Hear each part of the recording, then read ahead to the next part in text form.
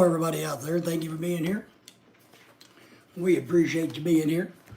I know we're going to give some time to let everybody get in here tonight. But if you're catching us on the replay, make sure you thumbs up the videos for us. Watch our other videos if you would. Make sure you subscribe to our channel. I've been working on some YouTube stuff today. So Cricket is in the house. Cricket, how are you tonight or tonight? So we appreciate you being here. I've been working on some stuff here. Let me,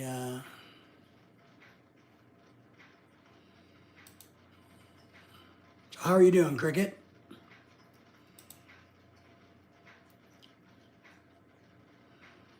I'm getting ready to drop another video, so I'm just working on that a little bit today, Cricket. Hope you are doing well.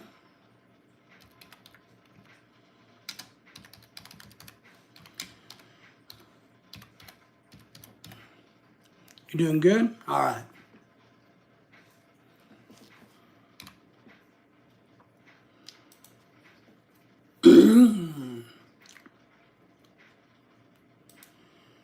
I got a video I need to drop here, so I'm just doing a little bit of work on that, Cricket. Hope you don't mind, but thank you for the thumbs up there. I'm almost done here.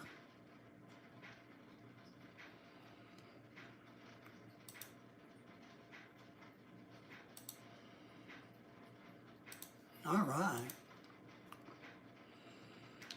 So things are going good here. We've been busy today, as always. As you can see, I'm back in the office today doing a little bit of work. So, how are you doing? What's going on? Anything exciting going on in your world? It says you're doing good. Let me see. I got to remember how to do this. Thank everybody for coming in and watching. Private members only. Here it is. All members. I think I'm going to try to, if we get enough people tonight, I'm going to try to give out some more memberships.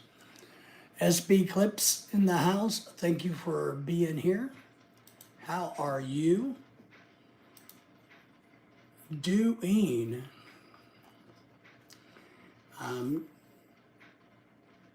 There we go. Time got away from me a little bit.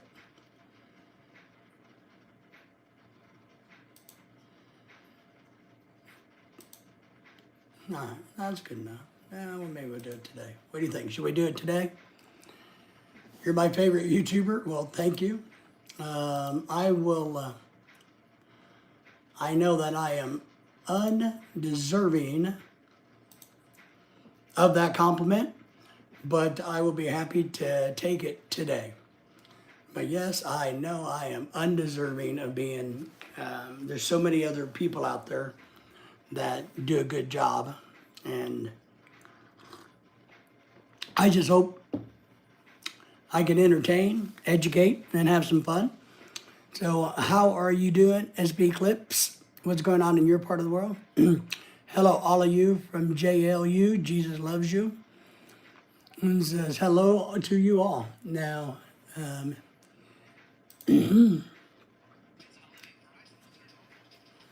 if you guys will make sure you subscribe to the channel. We got a bunch of people in the background I see. So I hope some of you guys will come forward and subscribe to the channel for me. Give us a thumbs up if you would. Make sure you hit that like button, all that good stuff, and that alert bell, subscribe. Just wanted to stop by and say Jesus loves you. That's fine. And want to have a spiritual relationship with you. Yes. Christmas is right around the corner. We just got done having our big Christmas party. Worked well. ML, hey man, it's me, Shaggy. Well, Shaggy, I'm happy for you. Shaggy dude, Shaggy. So how is everybody doing? What's going on? You got a $2 bill? I have some $2 bills too. I have a collection of them. I got an old friend who's passed away, but before he died, he gave me some old coins and some $2 bills. I double checked their value. Their value is still only $2, unless they have a very unique serial number, a $2 bill is really only worth $2, but they're still cool to have. Very cool to have though. Yeah, we had our big Christmas party this last weekend. If you guys checked in on that, we appreciate that. We had over 13, almost 1,400 views on our Christmas live stream, so that was great. Well, it's not common, but by law, anybody has to take it.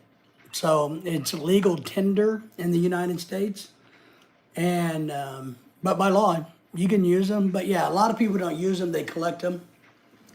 A lot of people try to find them, and they're looking for certain serial numbers that are very, very low, so that they can make some money off of them. Michael says, I got a tattoo of a $2 bill. Well, all right. I mean, if that makes you happy, Michael, I mean, I don't know why you do that, but hey, more power to you. You know, things like that are good for the economy. When you pay somebody to give you a tattoo, then you're helping somebody out.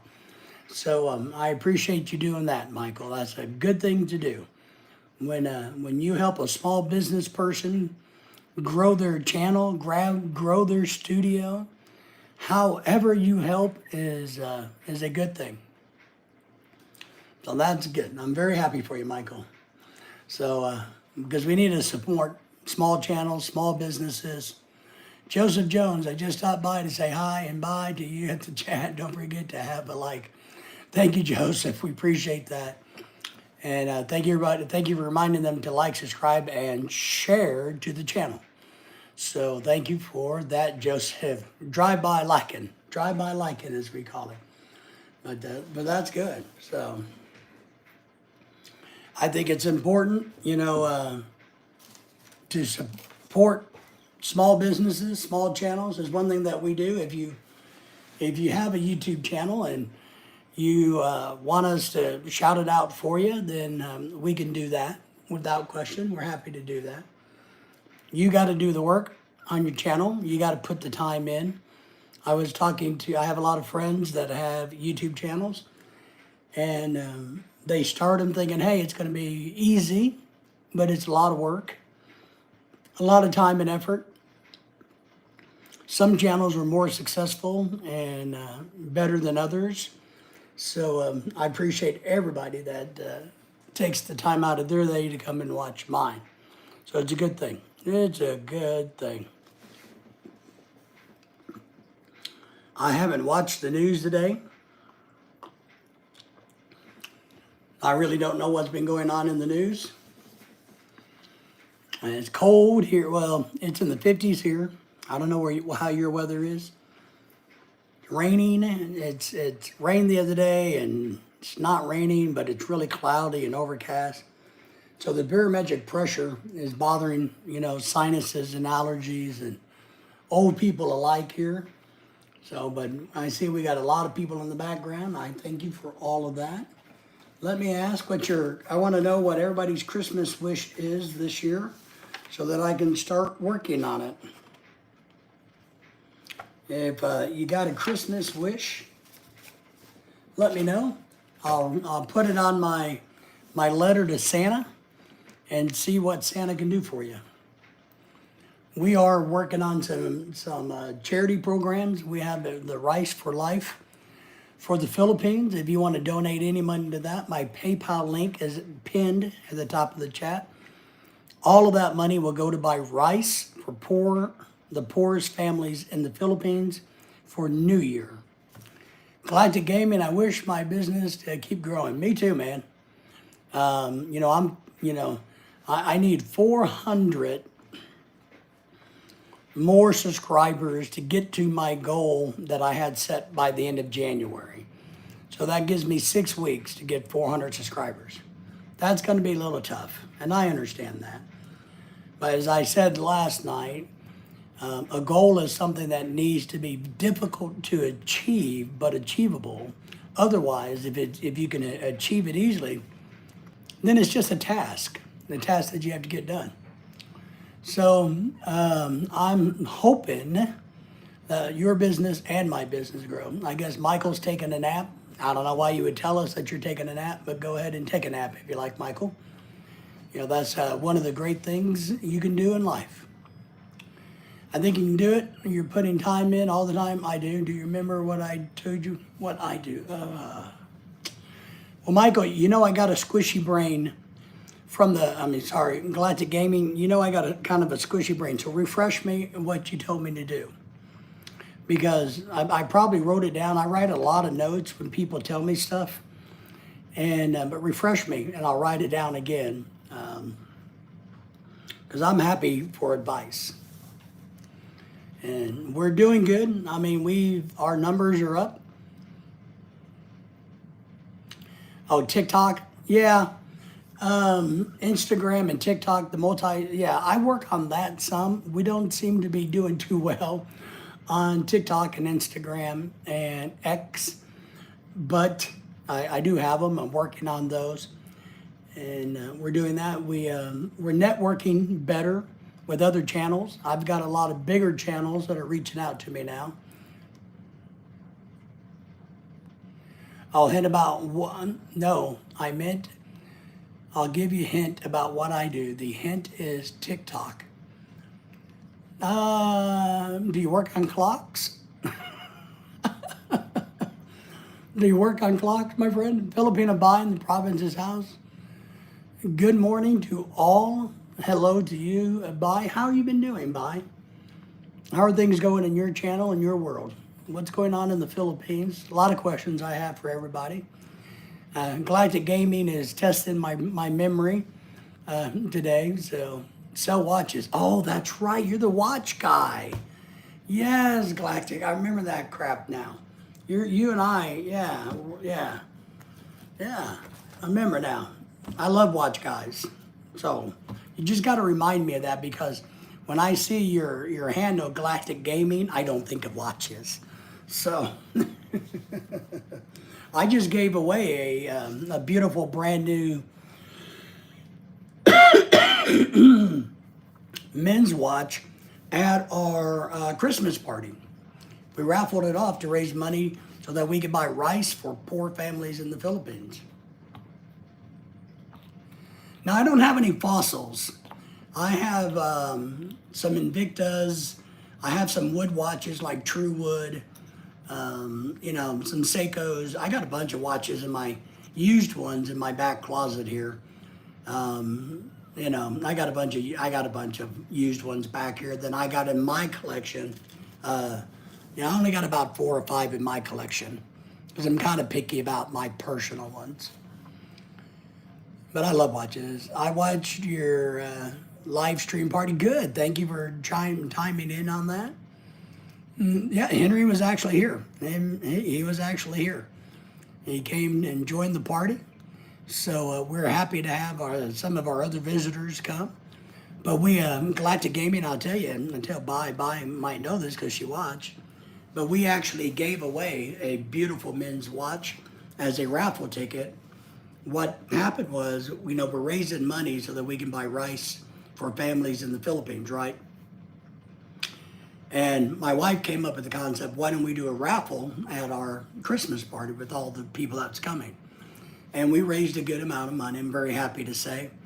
And the grand prize was this really nice, I just lost the brand, watch that a manufacturer, a watch company sent me to review for free. And I didn't want to keep it it wasn't my vibe. A very nice watch, but it wasn't my vibe. So I decided, I would give it out as the prize.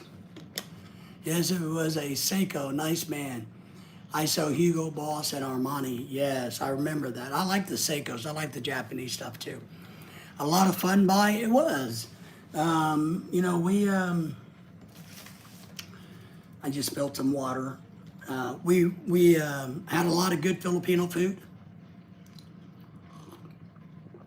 One of our local Filipino food trucks was kind enough out of the blue to donate food to our party. So the Filipinos had food, and that was called Pinoy Delicious, which is a local food truck.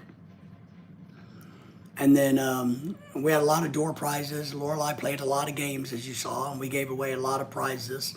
They played Dirty Santa, or whatever that game is where you steal the presents, and everybody had a good time doing that.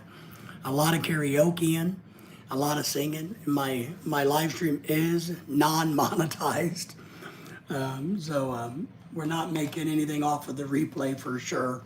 There's too much music, too much music published on it from all over the place. So we got a copyright on the live stream, which I knew was going to happen. I knew it wasn't going to, be that way. I knew it was going to be that way. Hey, Galactic Gaming, did I ever tell you I have my email address is on my YouTube channel. You got to just email me sometime, and we can talk about watches. Here, I'll put my email address down here in the chat, because I'm in my office here.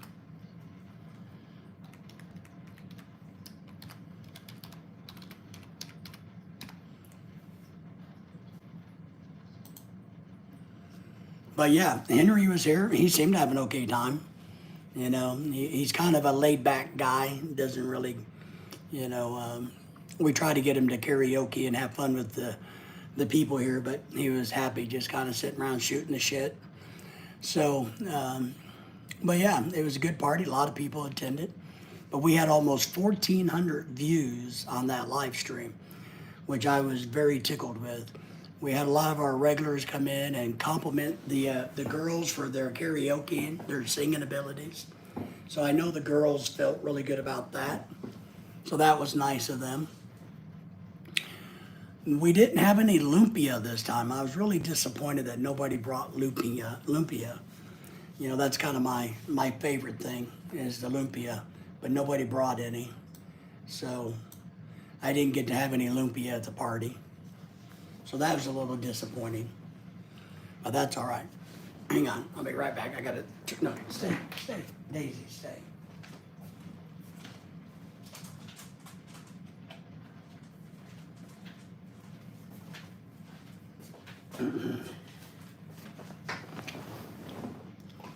Sorry, I needed to turn the fan on. It's a little hot in here. Busy Slim, lumpia. I love lumpia. Lumpia is one of my favorite. I like pork and vegetable. I don't really like the chicken. We made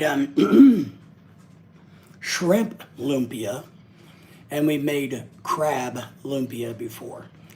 And those turn out pretty well, turn out pretty good. So lumpia is good. Busy Slim, thank you for being here. Thank you for the thumbs up. If you haven't subscribed to us, please do and hit that alert bell. My voice is a little tired today, probably from all the partying, but also the weather has changed a lot here. And so we're getting warm and cool and warm and cool and warm and cool. So causes your allergies to act up a little bit. But that's all right, right? Galactic Gaming, if you're still here, I did buy a watch that I'm giving away as a Christmas present to a friend that I'm really excited about. And I know he will like it, but I'm really tempted to keep it myself. So, but other than that, yeah, we've been having a good time. We've been just trying to get adjusted to the winter, trying to get adjusted to the holiday season. So what is your Christmas wish? If you have a Christmas wish, let me know. And I will write Santa on my letter. I'm writing a letter to Santa. And I will include y'all's wishes in that letter to Santa. I will do it. I will do that for you. I will do it. But, I don't really have any Christmas wishes. I don't really need anything. My wife at the Christmas party, I surprised her with a new JBL party box, karaoke machine. I think they call them party boxes, right? Yeah. So I bought one of those really nice JBL systems that has the JBL microphones and everything included, part of the packet. Or well, I made it part of the package. It wasn't part of a pack, but I made it that way. So she's got a brand new, beautiful Bluetooth karaoke speaker, JBL. That sounds really, really good. I mean, the sound quality on it is unbelievable. So she was surprised by that. We did that live. I did it in front of all of her karaoke and friends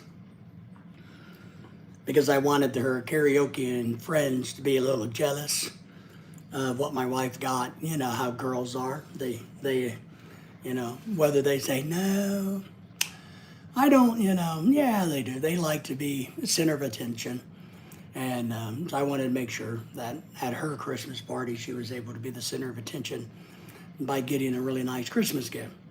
So, I did get, oh, here's something cool. I'm going to give a shout out to Key Fob Rob. I'm going to drop something here. Key Fob Rob is a really gigantic channel.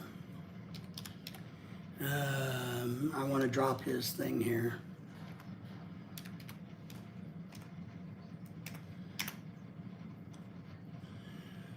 That's all around Fob Rob. Yeah. I made a video about changing the battery in a key fob, and I referenced his YouTube channel, which is because that's where I learned how to do it, was on his. So I just wanted to give him a little bit of a shout out and love and tell him I appreciate, if you're watching, that that you reached out to my little bitty channel when you got literally hundreds and hundreds of thousands of subscribers. So I thought that was very nice of you to actually reach out to my channel. So let me put that in here.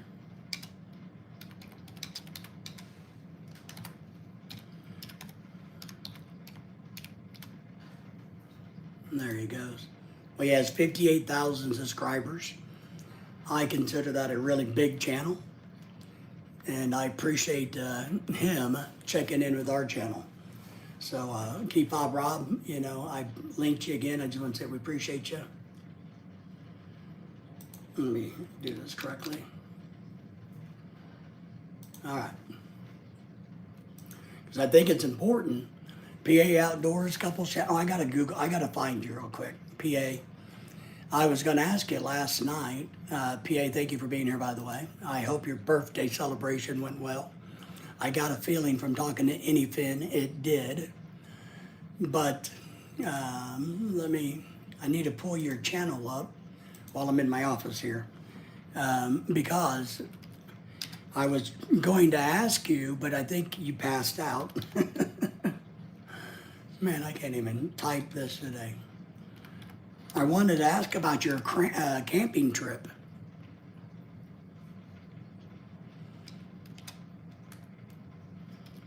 And Anyfin said that you'd already posted a video on it. So your birthday was very good, very cold weather, but fun. So, okay, trunk, I can't talk today, man. Trunk camping. Wow, I can't even pronounce the name of that damn state park you're at. 2nd year YouTube anniversary, nice. All right, my friend. Well, we're gonna watch this later. If you want to drop the link to it, you can. You're blue. So you can drop your link if you want, so everybody can see it. But I'm gonna watch it here later. But Anyfin said that you published it, so I want to make sure and watch that. Cold weather, but fun, and that's all that matters. I was just wondering if you're going to be camping in like 12 feet of snow or something. So, because I see some of these people out there camping in 12 feet of snow, it's like, makes me always think of Jeremiah Johnson, the movie Jeremiah Johnson. Diana, the soul soother, is in the house. Just stopped by to say, hey, I am sick. Oh, well, get feeling better, drink plenty of juice. And what else you do? You feed a fever, starve a cold, and I don't know. But I always just drink a lot of juice, take a lot of vitamins, and stay indoors. My voice is a little hoarse today.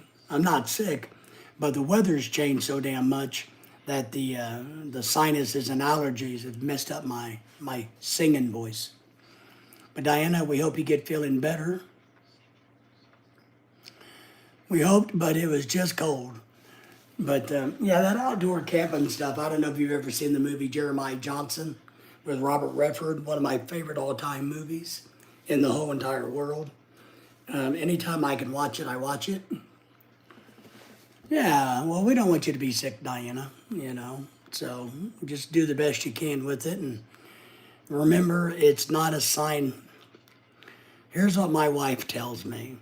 Remember, it's not a sign of weakness if you go to the doctor when you're sick. So if you got to go to the doctor, then go to the doctor, Diana.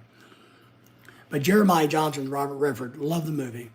But when he's up in the mountains, and he's trying to start a fire, and the snow from the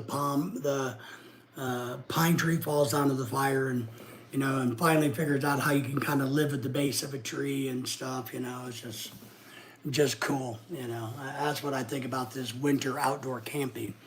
When somebody says, "Hey, I'm going to go winter outdoor camping," I think of Jeremiah Johnson, the movie, going, "Yeah, you got to be freaking crazy."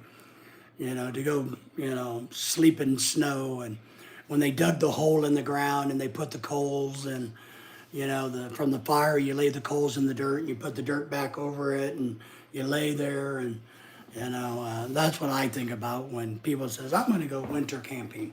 I'm like, well, you just go right ahead. I'm staying here. So our good friend Pat Riley's in the house. He says, "Good evening, everybody." Pat, how are you? Everybody say hello to everybody, if you would. I appreciate that. So, Pat, how are you doing? What's going on in your part of the world? I'm taking requests for Christmas wishes. So, I'm working on my letter to Santa. And if anybody wants to chime in about what they would like to wish to Santa for, I'm writing it down.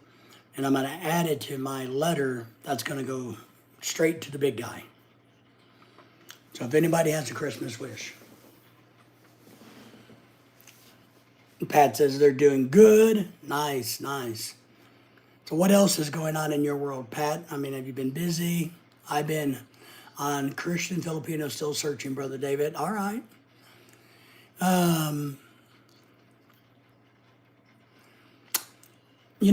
Pat, did you ever see my email? Because I know at one time you thought you might like to chat about some of that. If you ever want to talk about it, my email, I put it in the chat earlier. It's the David Hartman one. Why don't you email me sometime, and then we can get numbers and chit-chat if you want on the phone, or over Facebook or whatever they do that, messenger stuff, whatever. And maybe we can help you, especially if we kind of know what you're looking for, because we actually know young ladies, and I have a lot of opinions about how to help men find the right girl. And as we've talked about many times, Pat and everybody else, what is the right girl? Are you fishing in the right pond? I think I missed it, Brother David. Yeah, we have video call we have iPhones. So that's what I mean. If you want to, here, I'll put my email in again, Pat, here. I'm in my office today and I'm on my phone and my desktop at the same time. So I got a little bit more flexibility. But here's my email. If you want to call me sometime, email me and we can kind of do that. The phone number thing through email, then we can talk on the phone. A video chat like this is fine with me. And then maybe we can help you, guide you in the right places, kind of help you figure out what's going on in the world. If you want, if you think we can be of help. But wait, Brother David, all right. Because Life is good, man. You just gotta, take advantage of it where you can. We're doing good. I'm gonna tell everybody that we're doing good, partly and thanks to Diana. When she was here at our party, she donated enough money to buy 1 sack of rice in the Philippines. Ronald, who I know he's not in here, but Ronald, the professor, has sent us some money. With some other money that we've raised from people, we're already met our 3 bags. So we're able to get our 150 pounds already. So now we're going for 200 pounds. We figured that since we already got enough money to buy 150 pounds, we're going to go after 200 pounds. So if anybody wants to donate to that Rice for Life thing, just go to the PayPal thing and do it that way. That's what Ronald and other professors done and others. Tim says, good evening, Pac. Tim, how are you? What's going on in the Philippines today, Tim? No, right, I'm with you. I'm with you. So, but I'm with you. I like to talk face to face with people too. That way, you just get a better understanding of what's going on and you don't have as much misinterpretation.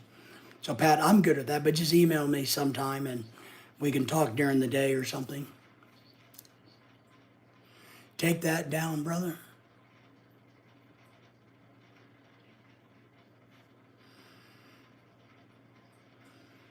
I'm confused, Pat.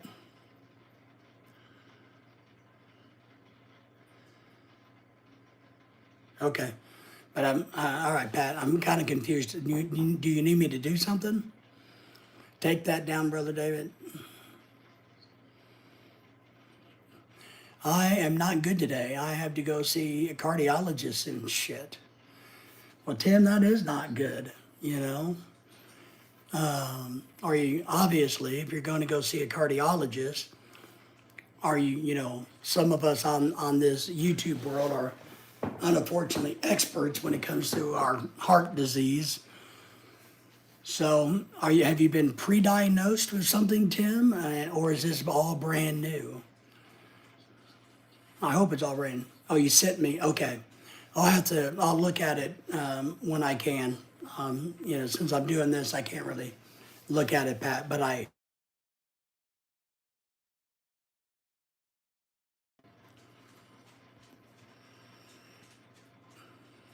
right. Are we back? Yeah. Yeah, anytime there's a phone call that comes up, the camera freezes on the iPhones when you're doing a live stream. I sent you, so Pat, maybe that's the number I got there. So,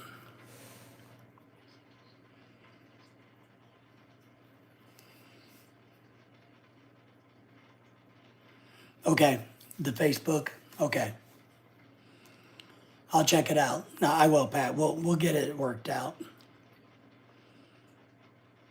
So I show that my heart rhythm is back again. Ugh. Have you been treated for it in the Philippines before? Yeah, I will, Pat. We'll figure all this out when I need to adjust my camera a little bit. Sorry.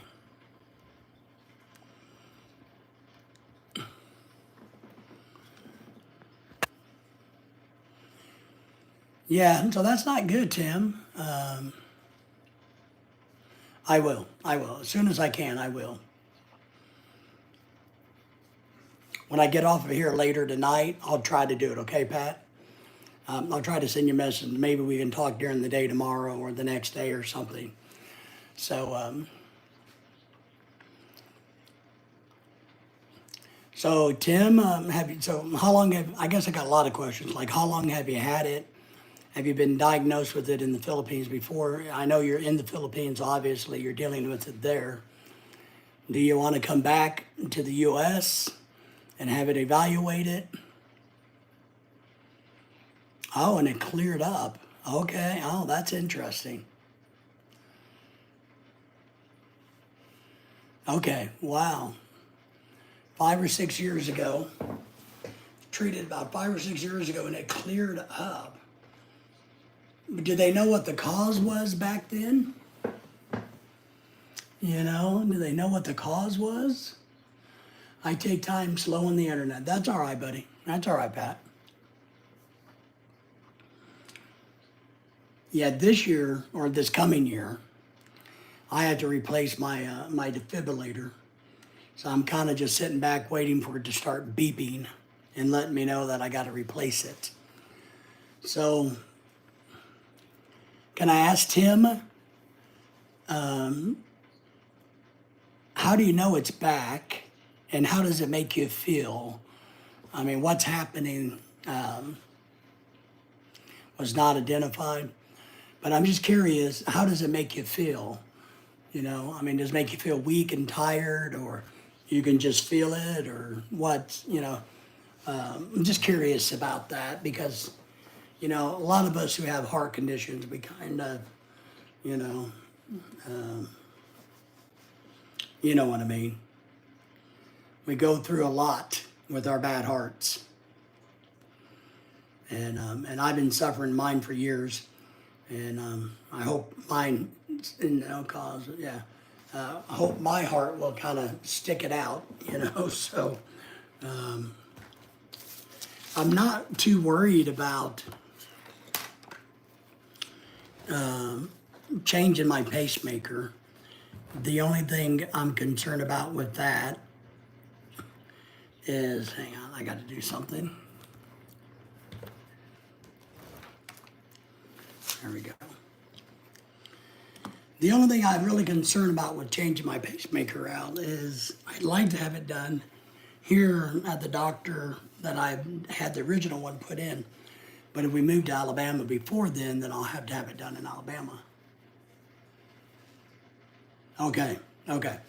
So your blood pressure machine is registering that you got an irregular beat, something going on.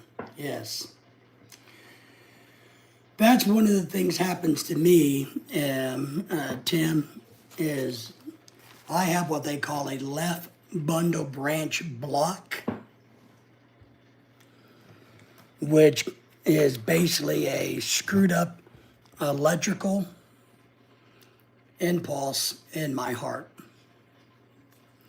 So that's something I have going on.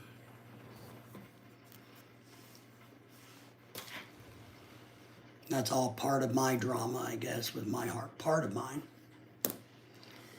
And I never felt anything with the bundle branch block. I never felt anything with that, so I didn't even know it existed until I was diagnosed with it. So what I don't like with the heart condition that I have is the fatigue. And I know it just kind of comes with the territory.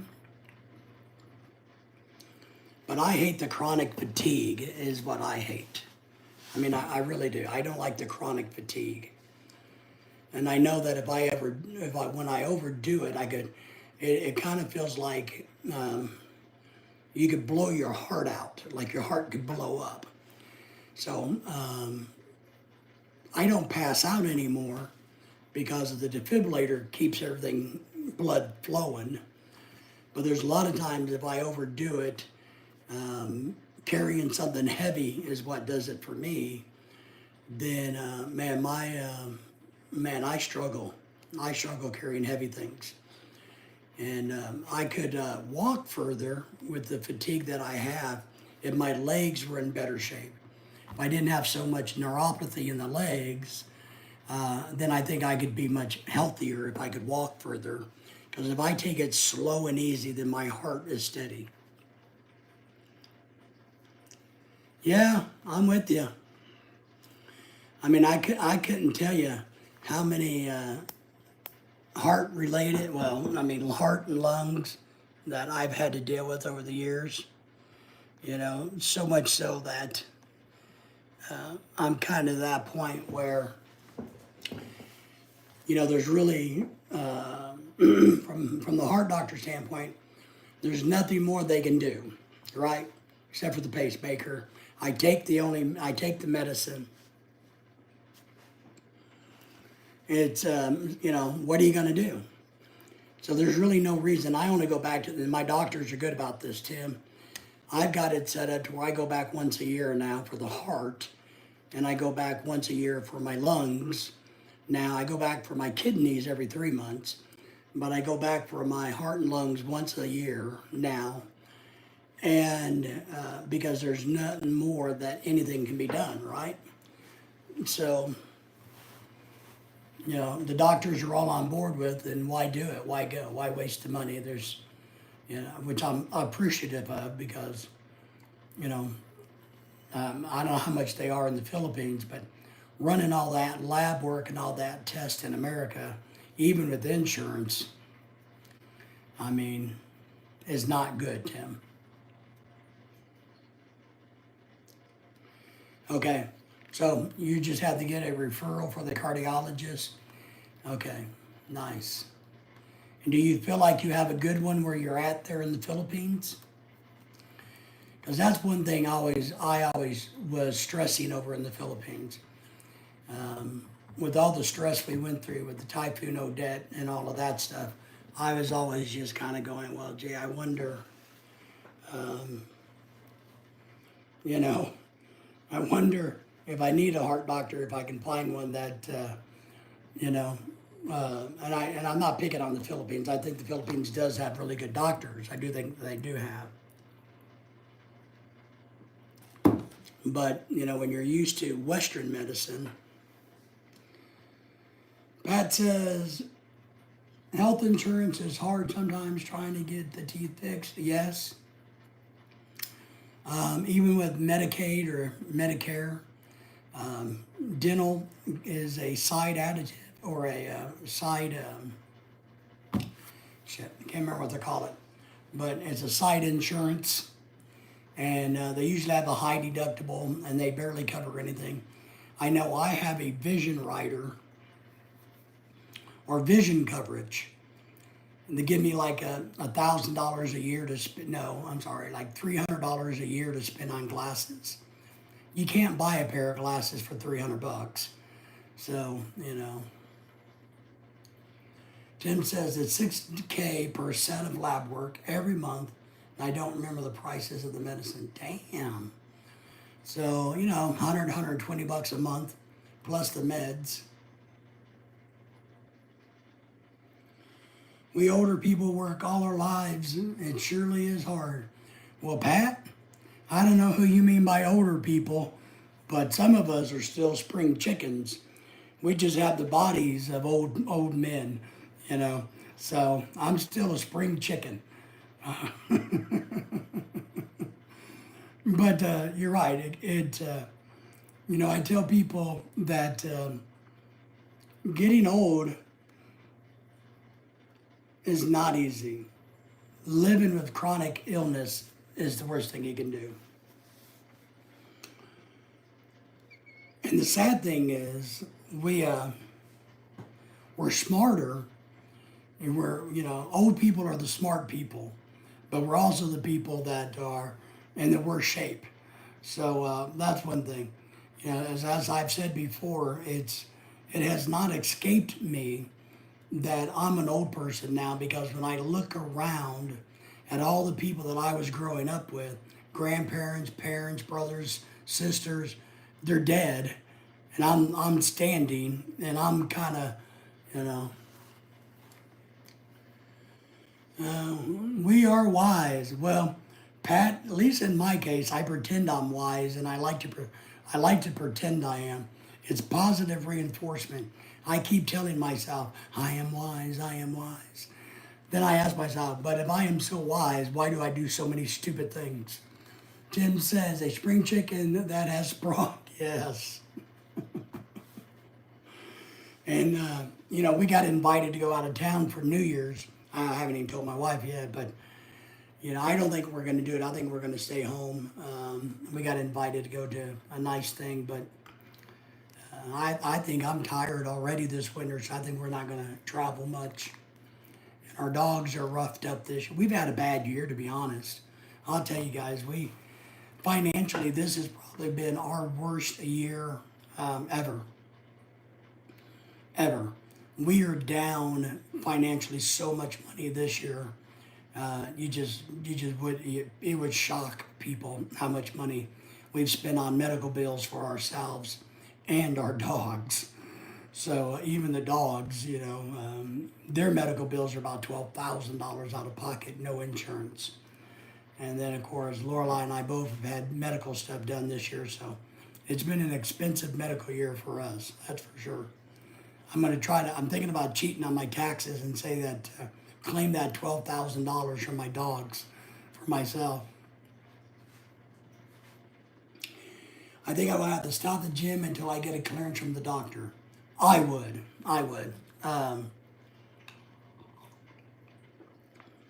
Most people wouldn't believe this, but I used to bicycle about 30 miles a day, 5 or 6 days a week. I was very active bicycling. I lost a lot of weight. And that's one thing that back then, before the pacemaker went in, the doctors actually told me, he said, look, you're so bad, you don't need to be doing that or you're going to, so. But now with the pacemaker, I hope you don't need a pacemaker, Tim. They're a pain in the ass. I mean, you don't really see them or feel them, but you know they're there all the time. So, But the new ones have an app. You put an app on your phone and you can, it sends it to the hospital back and forth and you can look at things on your own phone now. So I do guess that's kind of cool. But I wish, to be honest, because I know my wife's not very excited about living in Alabama because she has to change jobs. And she has a good job here. But I like to go where it's warmer, of course. But I'd like to have this pacemaker changed before we go there because I know the doctors here. And they're the ones that put this original one in. So it would make me feel good to have the same doctors do it. Is part of what that is. But I would agree until they say, yeah. Now, I'm sure your doctors are going to tell you and encourage you to continue to walk, light exercise. Just don't do anything that's going to cause it to have arrhythmia, or to cause a heart attack. But I know that, you're a healthy guy for the most part, Tim. So I think if you lay off for a little bit and just don't, I think you'll be all right. But you definitely got to, I didn't know. I mean, I wish I knew 10 years. I didn't know I was in heart failure for years. I mean, I figured out now, looking back on things when I was teaching, I was in heart failure long before I knew it. I didn't have a clue. I didn't know it. I just knew that something wasn't right, but I just figured I'm old. Well, I was young back then. I think my heart failure kind of started when I was in my early 40s. Is kind of what I think is my early 40s. And I just thought it was because I was getting older that, the stamina wasn't there, that, all of those things. Because with mine, I was just pooped all the time, just exhausted. And then when I started to pass out, that was a different story. Well, I think it does. It does.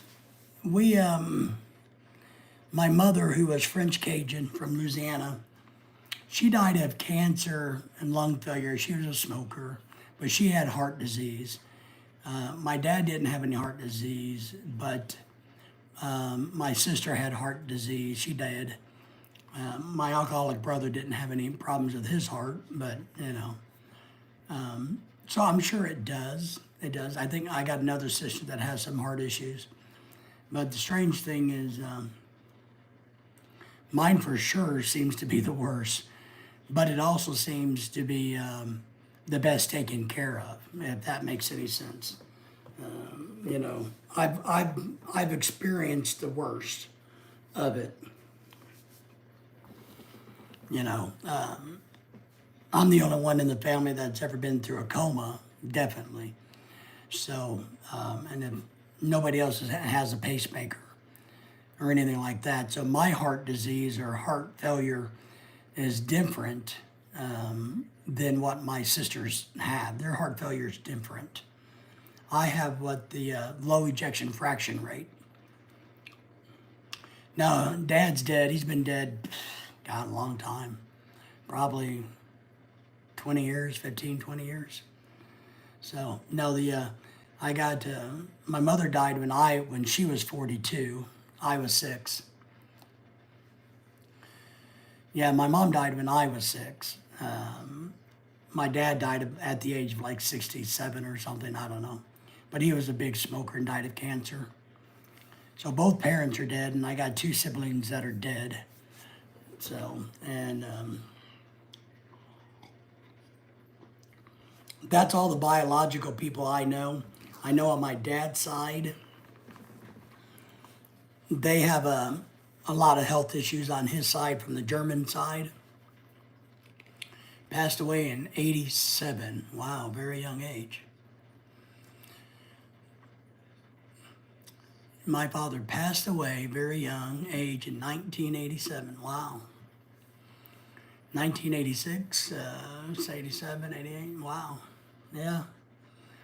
That is, it's sad when it happens.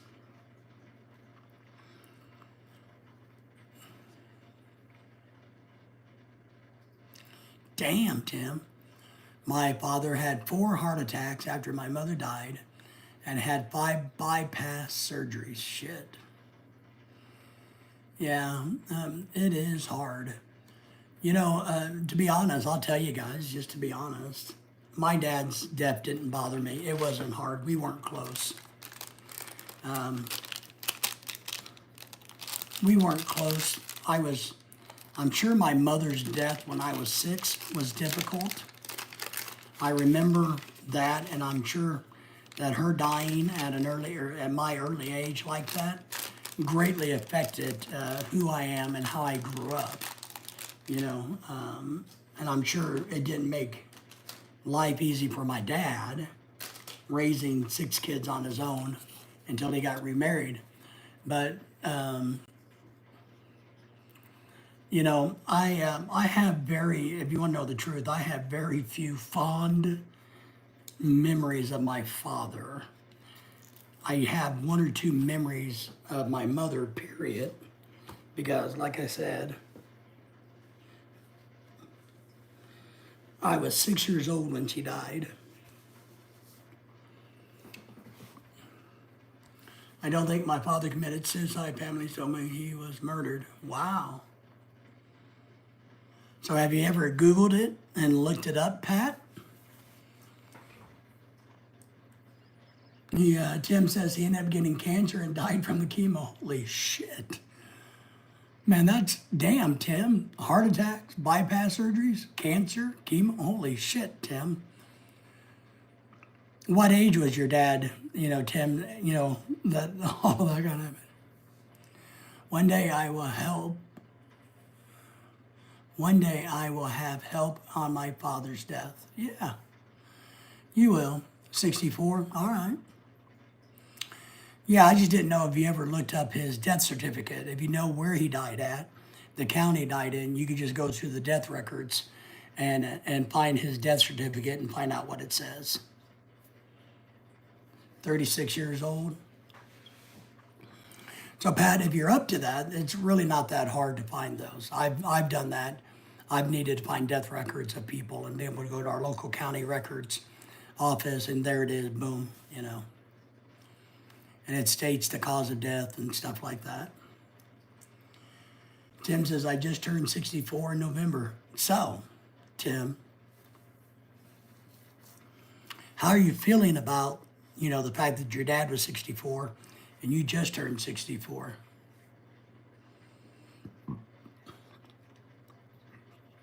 Because, Tim, I went through the same thing. My mother died when she was 43, and I started having health issues about 40, 41 years of age. So at 43, I, had the old brain going. Well, Pat, since I've been needing help on my father's death to see what his life, well, I would start with the death record. The county, the state and the county. Yeah, it does. I mean, the good thing, Pat, I'll tell you, my dad and I weren't close at all. But I had some other male role models, and I looked at them as surrogate fathers, so to speak. And so I tell a lot of young people, look, if you don't have a parent, it's okay because you can look towards others who you can take the good from and learn from them. I have not thought about it yet. Yeah, I went through the age at 43, Tim, thinking about, you know, tick tock, tick tock, tick tock. Is it time for me to, you know what I mean, Tim? Yes, right. So, Pat, I do think it would probably make you feel better if you Googled him. You know, if you went to the county records website and did a property search or a search of any kind, you could probably find a lot. That's one thing I do when, if I'm interested in buying real estate, I go Google it on the county records, find out who owns it, how much they paid for it, all of that stuff, and do a light search. And then obviously, if your father's cause of death was murder, if you want to know the police report, well, at least you know where to start. You can then go and ask the police department and get a police report. It's going to be old from 87, but you know where he was murdered at or died at, right? So you can dig into that and find out quite a bit. It's going to take time, but you can do it without question if you want to know. And Pat, I know that sometimes our tendency to want to go ask family members what happened, and and it's good to do that. But write down everybody's thoughts and opinions separately. Like, my brother, Billy remembers this. My Aunt Susie remembered it this way. My sister remembers it this way. Grandma said this happened. So you just take notes on all those different things and just listen to them. And then you can start putting the pieces of the puzzle together with your research. It is, Brother David, that's right. So that's just something to think about that can be done. And I encourage you to do it. So Tim is 64. His dad died at 64. I don't think you have anything to worry about, Tim, because, and I'm going to tell you this, because I think you're in better health than your father was at that age, right? One, I'm sure he probably died in the United States. You're living in the Philippines, which I do think mental health, even though we didn't do well living in the Philippines, I do think a lot of people do. And I do think health-wise, it can be better for your health living there, but it can also be a shitstorm if you can't get the medical help that you need. That's kind of the twist. If I tell people, I talk to a lot of guys all the time, and that want to go live in the Philippines, and I tell them, my honest truth is, if you're healthy, go live there. If you have a lot of medical problems like me, it's probably not your best choice, to be honest. So, but Tim, you're fairly healthy, so I don't think you're going to have the the issue that your dad did. Obviously, you haven't gone down that road yet. So,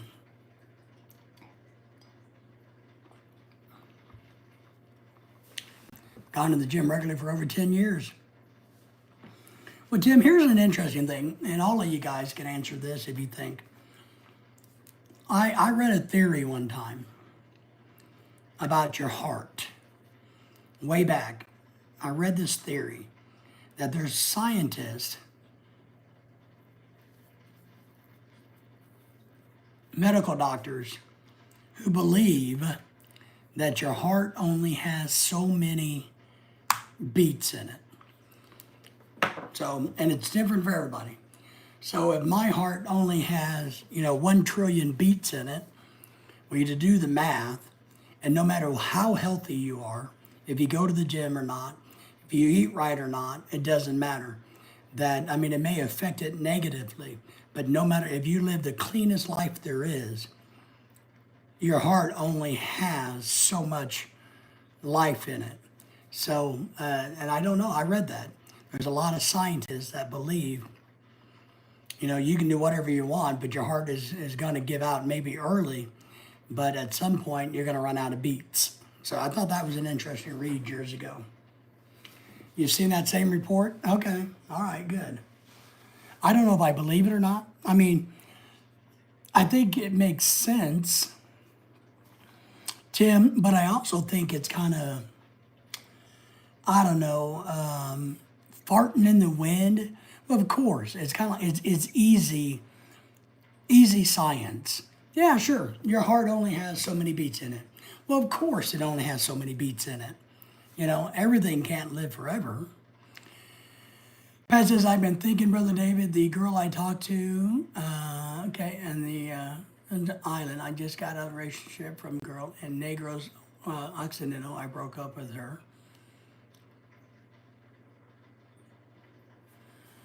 Well, but Pat, and you and I can talk more, but that's why you kind of get to know them. That's why you FaceTime them. And I'm going to tell you, and I give tips, and Lorelai and I have talked about this, that when we were doing the online dating, I took Lorelai with me everywhere I went. And and Lorelai took me with her in the Philippines. And now with the smartphones being even better than they were back then, we had a thing called Viber, and she would call me and I would call her, but she would show me where she lived, how she lived, and her friends around her, stuff like that.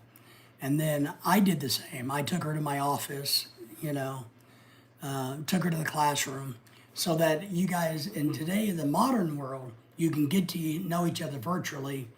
And I know it's still not 100% accurate, but I think it's a good right step in the direction. Right, Tim. It's like the automobile engine, but I don't know how to change my oil. I agree. I agree. And so I read it, and I'm just not into going, well, I'm not going to worry about how many beats I have. Alexandria is in the house. Thank you for being here. We appreciate you. Thank you for the thumbs up. Yes, I believe it. Your heart weakens as you get older. Yes. Your artery walls get thicker and elasticity in the walls has less. Yes, it does. Elasticity to allow the blood to flow and causes your heart to weaken. I actually agree. I agree that age, sadly, messes with all of us. It's just the way it is. Our bodies can't live forever. But I don't know if it has a definitive number of heartbeats. I do think there are things that you can do to keep your heart as healthy as possible. Same thing with your lungs and your feet and your legs. You know what I mean? But everything is not going to last. I mean, I've obviously have wore my knees out and my ankles out. So they're no good anymore. I've had knee replacement and ankle reconstruction surgery. So I wore them puppies out. So, yes, Alexander, you're right. It does not matter if you're an Olympic or the most healthiest person, your heart will weaken. Same thing for every organ. Exactly. And that's it. And now I do think we do a lot of stupid things to speed it up. Look, and I've probably done a lot of stupid things. And I do think there's people that are prone to different medical conditions without question. I think it's genetic, without question. Hereditary, without question. I think the best we can do is try to live our best life because, the life cycle is this. It is. You start off, you can't live forever. And it's weird because I'm getting to that point where, like I've told you guys, Alexandria, that I'm the old guy now. I know one guy, one friend. I have one friend that is older than me. Now, granted, I don't have a lot of personal friends around me anyway, and I got a brother who's older than me, and his wife is older than me. But you get my point is, Grandparents are gone, which I actually miss. My parents are gone. Brothers and sisters are gone. I don't work anymore, so I'm not around people that are older than me. So in my little world, I have seemed to become the elder, which is strange feeling. When you go to the doctor and now you're older than the doctor, that's kind of a strange thing. My GP, my regular doctor, who's a great doctor, him and I are the same age. And he talks about retiring, and I'm just thinking, shit, what am I going to do if he retires? But we're going to move anyway, so it'll be all right. But we're the same age, and then I look around when I go places, and I see these people that are a lot older than me in their 80s and their 70s, and they're working at Walmart, having to earn a living at their age, and I'm just like, Jesus, what has our world come to? So I believe that we should just try to live our best life. We shouldn't let people, I've always, the weird thing is, I can't remember him, Dennis, our good friend Dennis from Canada, he recommended this book to me. And I read it, and I'm rereading it, as you can see. I got scribbles all through it. And I've known the philosophy that's in the book, but it's a different way of looking at things, just a different way they word it. But I've known the philosophy for a long time, and I believe in it. And I think if I would have embraced this type of philosophy when I was younger, I would have been much better off. But it takes wisdom to get to that point. But after we get the wisdom, now we're too old, and what are we going to do with it? I agree with you. I don't know what if, because Social Security isn't paying out what it used to know. And if it's because of the economy or both, but I hate seeing people in their 70s and 80s still working. Well, it doesn't pay out what it used to or what it should, and it doesn't cover medical what it should. And price of food, as you know, and rent and groceries is just so high. I also think due to situation, how American culture is,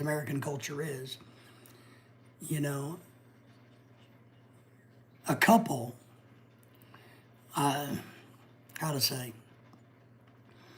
if a man and a woman got married and they're going to be married forever, they're one of the couples that got married, they're married for 50 years. I think what it is, I think the couple is ending either by death or divorce more than it used to. So I think there's a lot more older single people because of death, their partner dying, than there ever has been. And I think it's really expensive to be a single person living on your own in your older age because of medicine and food and the cost of living. So unless you've worked really hard in your younger life to set yourself up, which is what I encourage you to do because I know you're young. And boy, if I could go back and redo things, I would. I could give you tip after tip that if you ever take advantage of it, when you got my age, you'd have a lot of money. So, but I think that's what's happening. I think people, they don't expect to be a widower but they are. And it's hard. And then it struggles. And I think they've spent so much of their money raising their children because part of what I think is young people, 16 to 24, they're expecting mom and dad to carry them, financially carry them. Live at home, not get a job, bail them out when they get in trouble. So I think the older people, what I see, have had to spend a whole lot of their own personal money that they could have used for their future if the young people, their kids, would have got out and got jobs and worked and stuff like that. And then I think there's another component to that where there's so many people, college, because I taught college for 25 years. is so freaking expensive that mom and dad are putting the kids through college so that the kid doesn't have any college debt. But that's a gigantic financial burden on mom and dad. And a lot of the kids don't understand that. And they never pay mom and dad back anything for paying for their college. And I know parents really want to do that. And I think it's okay to do that. But I think what they don't understand is how big of a hole that puts into the future nest egg.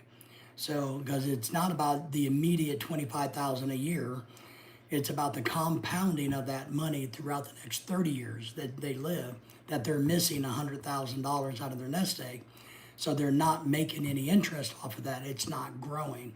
So their nest egg is a lot smaller. And I know a lot of the parents don't want it back, but I think it would be the polite thing for a lot of these young people to pay back their mom and dad. So, and I think it'd be better if mom and dad didn't bail you out of jail. You know what I mean? Let's get your own damn problems fixed. Right, Alexandria? Absolutely.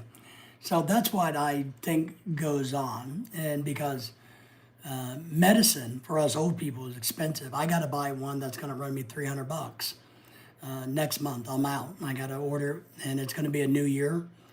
And there's not anything I can do about it, but it's going to cost me $300, probably $389. Now that's going to get the only good thing is my doctor has prescribed it to where I'm supposed to take it twice a day, so I get double the order, but I take it once a day for the same price, which is weird. So it's like if we bought it for one a day, the prescription is that, I would still pay 300 and something bucks. But since it's doubled, I pay the 300 and a little bit more, but I get twice as many pills. It's just stupid how some of this stuff works. And it's a heart medicine, and it's the heart medicine that I found that works. So starting next year, in January, I got to pony up that money to do that. And I'm planning for that. So it's just kind of, And then I found out the other day, I got a friend who's 80, and he's paying $4,000 a year for car insurance. And I told him he needed to go shopping for car insurance because that's way too much. He's like, well, but I've been with them for 20, 25, 30 years. And I said, well, that's your problem. They're going to raise your insurance because they know that you're not going anywhere. And I said, but you need to go shopping for better insurance. And you could probably save yourself, a couple $1,000s easily a year. For somebody that has no tickets, no accidents, no anything. Alex Aaron says, I feel like I can relate to older people more. A lot of my people my age in their 20s still have all their family. Yes. I was adopted into a small family. Adopted mom and dad passed. Grandparents too. Alexandria, that's a hard road to go. That's a hard road to go. Even with I can't imagine. Gary is here, my retired life too. Gary, good morning, good evening, all of those good things. Gary, how are you doing in the Philippines? What's going on with you, my friend? So, mom and dad's gone, grandparents are gone. Do you have any siblings? I know you got a boyfriend that has a bunch of siblings and drama. I know that because we've talked about that a little bit. But what I would tell you is don't be shy about filling those roles with other people that are good role models. Cruising, was that your handle video stream? Yes.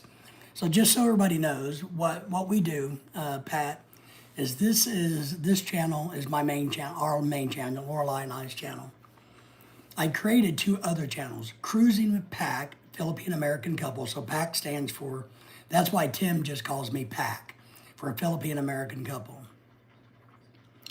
So I have Cruising with PAC because we go on cruises, and I have one called Fishing with PAC because I hope when we get to Alabama I can start fishing a whole lot more, and I'm going to make a fishing channel because that's really what I love to do.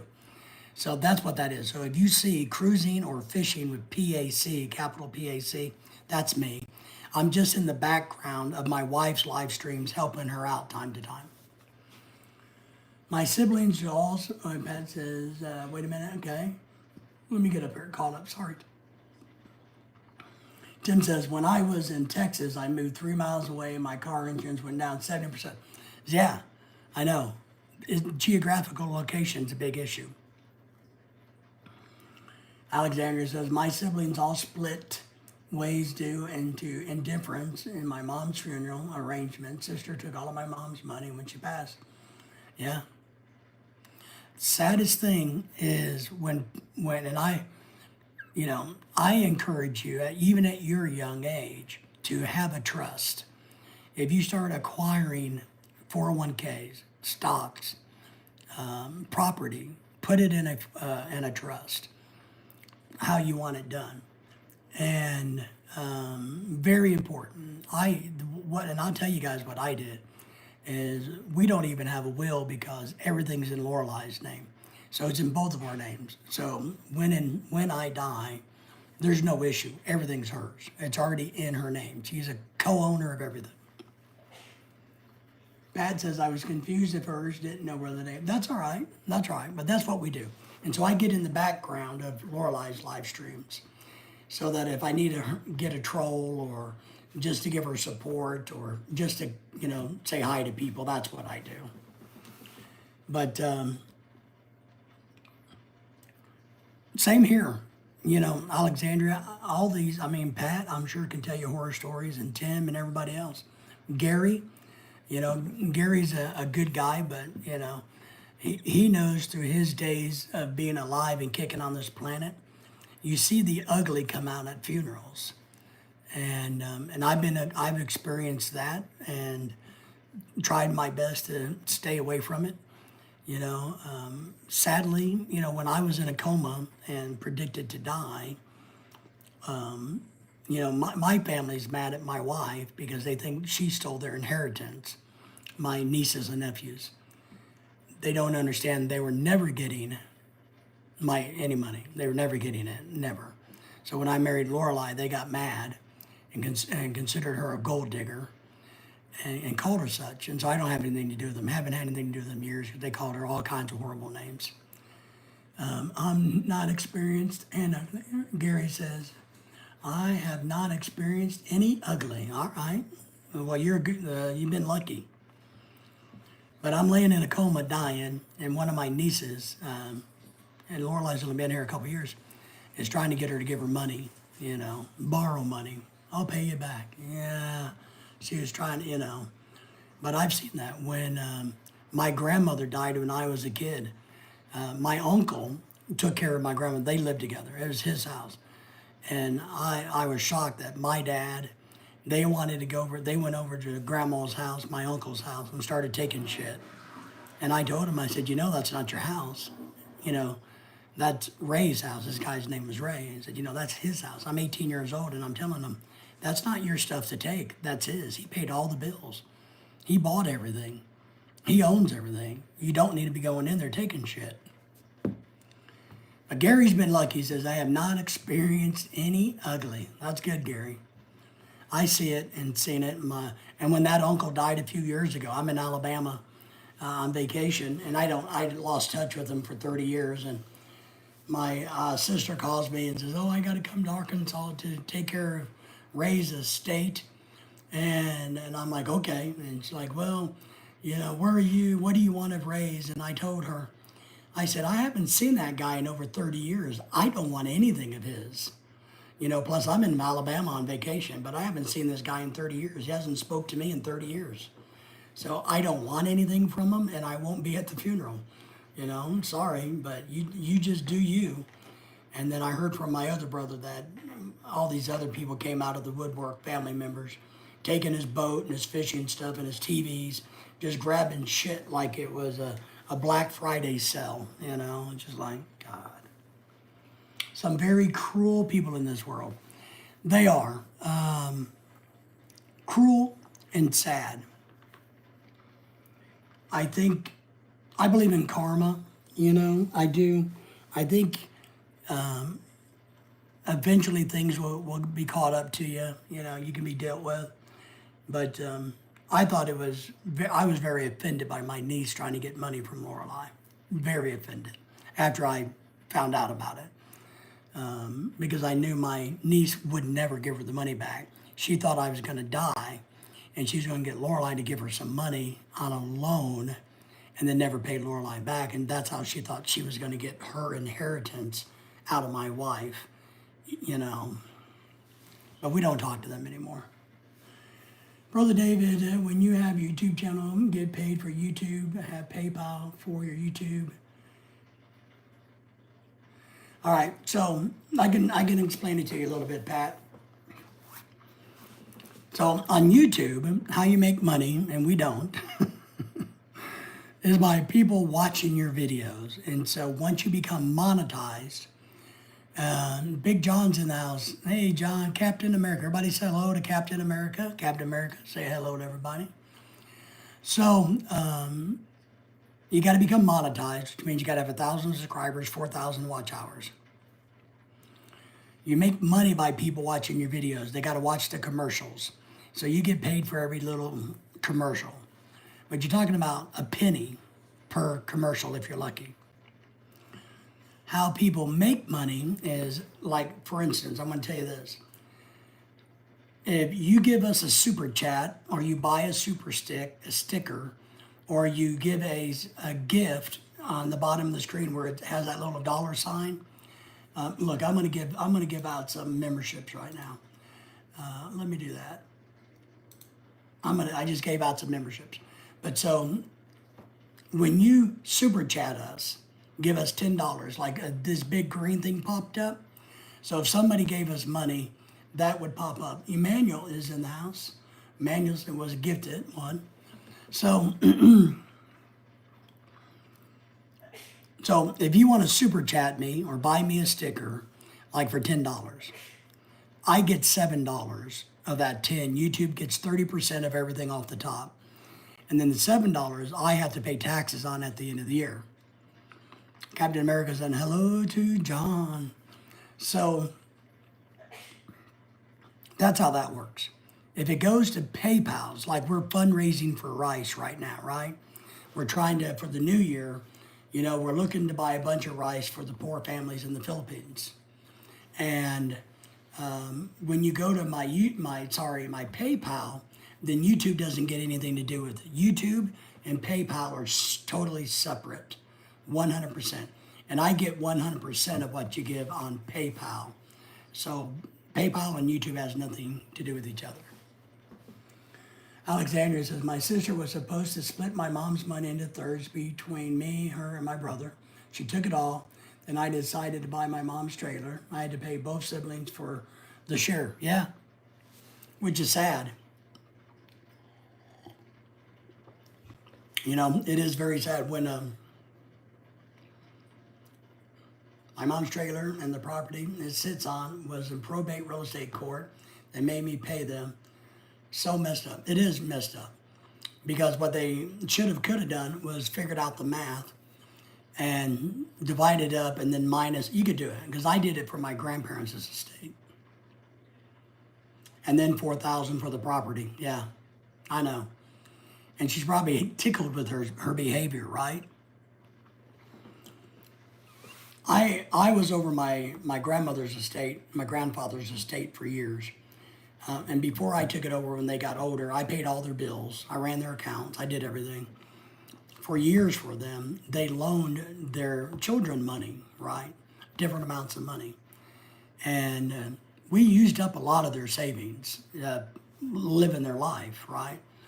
And when it came down to the end, I don't remember, but let's just say they had $100,000 to be divided up to their 4 children. What I did, and this pissed them off really bad, but they couldn't do anything about it legally, was if brother number 1 borrowed $10,000 from my grandparents, I deducted that from his portion is what I did. So I divided it all into 4s, $25,000 each. And then what I did is I took out everybody's loans out of their payout. Then I took everything that's left and then redivided that by 4 and gave it out. Boy, it pissed people off because they wanted, you know, they didn't want to have to pay back their loan. She turned around and asked I give her a loan because her car stopped working on her. Like we did all of that money. Yeah, where'd all the money go? I hope you didn't give her a loan. You know, people that do bad with money is not somebody that you want to loan money to or borrow money from or do anything. I stay away from people that have money issues. I just do. And I don't reward bad behavior. I have a number one rule in my life. I do not reward bad behavior. If you done, I'm not going to help you out when you've created the mess. I'm not going to do it.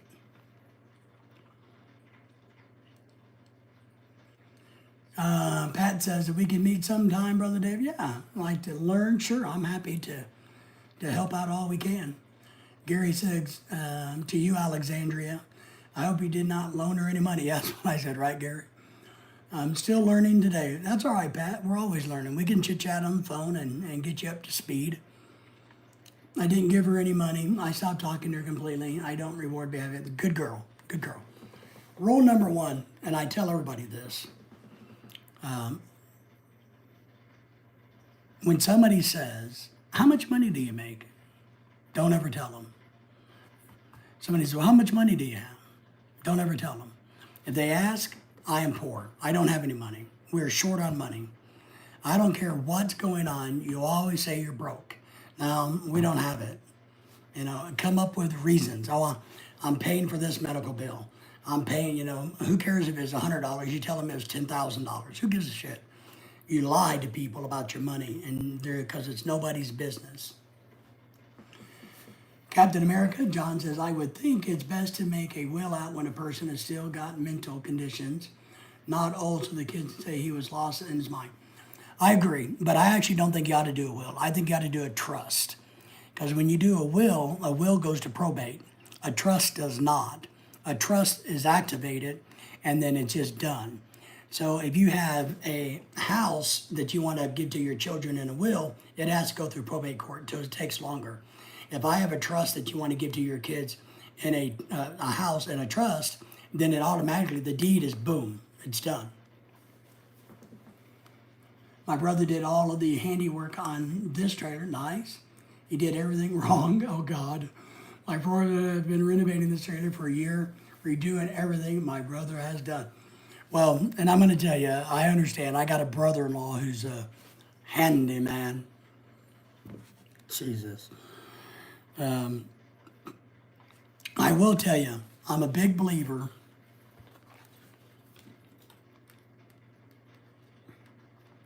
I'm a big believer in if you're gonna do something, do it right. If you gotta spend extra money and time, it's better to do things right. Don't take cheap. We don't want to go the cheap way. This is my philosophy. Asians like to ask how much money you make. Yes, they do. They love the money question, don't they, Gary? And the answer is no budget. No budget. I tell expats and people living in the Philippines and people wanting to date them, if the Filipinos wanting this or that, you just say no budget. And I've told Americans they ought to start saying the same thing. But it's part of the language that they're used to. It's what they're used to, no budget. But I'm a firm believer that nobody needs to know how much money you have or that you don't have. But I am a big supporter of trust, living trust. Yeah, and now you got to look at it from your state too. You got to what state you live in, but you'll find that a trust will probably work better than a will, and in my case, you know, like this house, Lorelei's half owner. The cars, she's half owner. So in my case, if I die, Lorelei's name is on everything. She can sell them, keep them, do whatever she needs with them. So that's one way that we do it. But I'm going to give you a little more advice that maybe isn't the most popular advice. One thing I would do as a young person, dating and maybe getting married in the future is I would not, how how to say this. I would not entangle everything. New husband, young wife should not take all of their stuff and entangle it. They should work together on the budget, come up with a plan and an action plan. But it's in your best bet, or I can't remember, but it's best for you to invest and save differently from your husband. Now, you can leave it to them if you want when you die, but you need to have some investments in things that are yours. And and that's okay. I tell women all the time, I tell men this too. It's okay to put some cash in a safe. Now, I wouldn't put more than 10 grand, but, but yeah, definitely look at that, Alexandria. Captain America says, how about gift deeding? Yeah, you can do the quit claim deed. I just helped somebody with that the other day. You can do that. If the deed, but you got to be alive to the quit claim deed because you got to sign off on it, John. So, but yes, you can gift. Now, the only thing to keep in mind, now, if the person that you're gifting the house to plans on living there forever, then it's not a problem. But what you got to keep in mind is, John, at 30 years old, I bought a house for $100,000 and I had a kid. And now at 55, I'm going to gift him this house, right? When I kill over dead, and if he goes to sell that property, he's going to pay capital gains tax on every bit of it. That's what's going to happen. He's going to pay a gigantic amount of tax on that. So you kind of got to work through that issue. I like being entangled with my wife. Well, we like being entangled like that too, but I'm talking about financially. And I know, like for myself, we're entangled because we're older, and I know that I'm happy to leave anything and everything to Lorelai. No issues, no qualms, because nobody else, I don't want to give it to anybody else. There's nobody else I want to give anything to. So we're entangled, but if I was young, my early 20s getting married, I would do things a little bit like a business arrangement when it comes to finances. Is what I would do. And I would make it so that if husband or wife walked out, you're not stranded. You're not screwed. That's what I mean. Because I learned this early on as a young man by having roommates. I had roommates. And one would put the water in his name, and they were on the lease, and this and that. Well, then they bail, and I'm screwed. So after that event happened when I was in my early 20s, the next apartment I rented was in my name only. And then if I had a roommate, they paid me. And then if they moved out, they moved out. But I could afford that on my own. Doesn't everything go automatically to your spouse after you die? Not automatically. But you gotta, but the wife may have to probate it. And that's my point about if Lorelai's a co-owner of everything, then there's no probate. There's no issue. There's no nothing. There's nothing because she's a co-owner. If you put it in a trust, the trust just works. It just opens up and that deed gets transferred to the new name. Whatever it may be, that's what the trust is. But a will you have to go through probate court with. It has to be probated. It's not a big deal, but it could take longer to do versus a trust and or just a co-owners. So that's what we do. John says, I had a cousin that got his parents' house when she moved into an old age home. He had to buy already paid off house. Yeah, you got to be careful about that too. And you got to be careful when your parents are older and you move them into a home about, especially if you're going to want the government to kick in. If they're going to go over there and be on Social Security, they got to meet a certain age.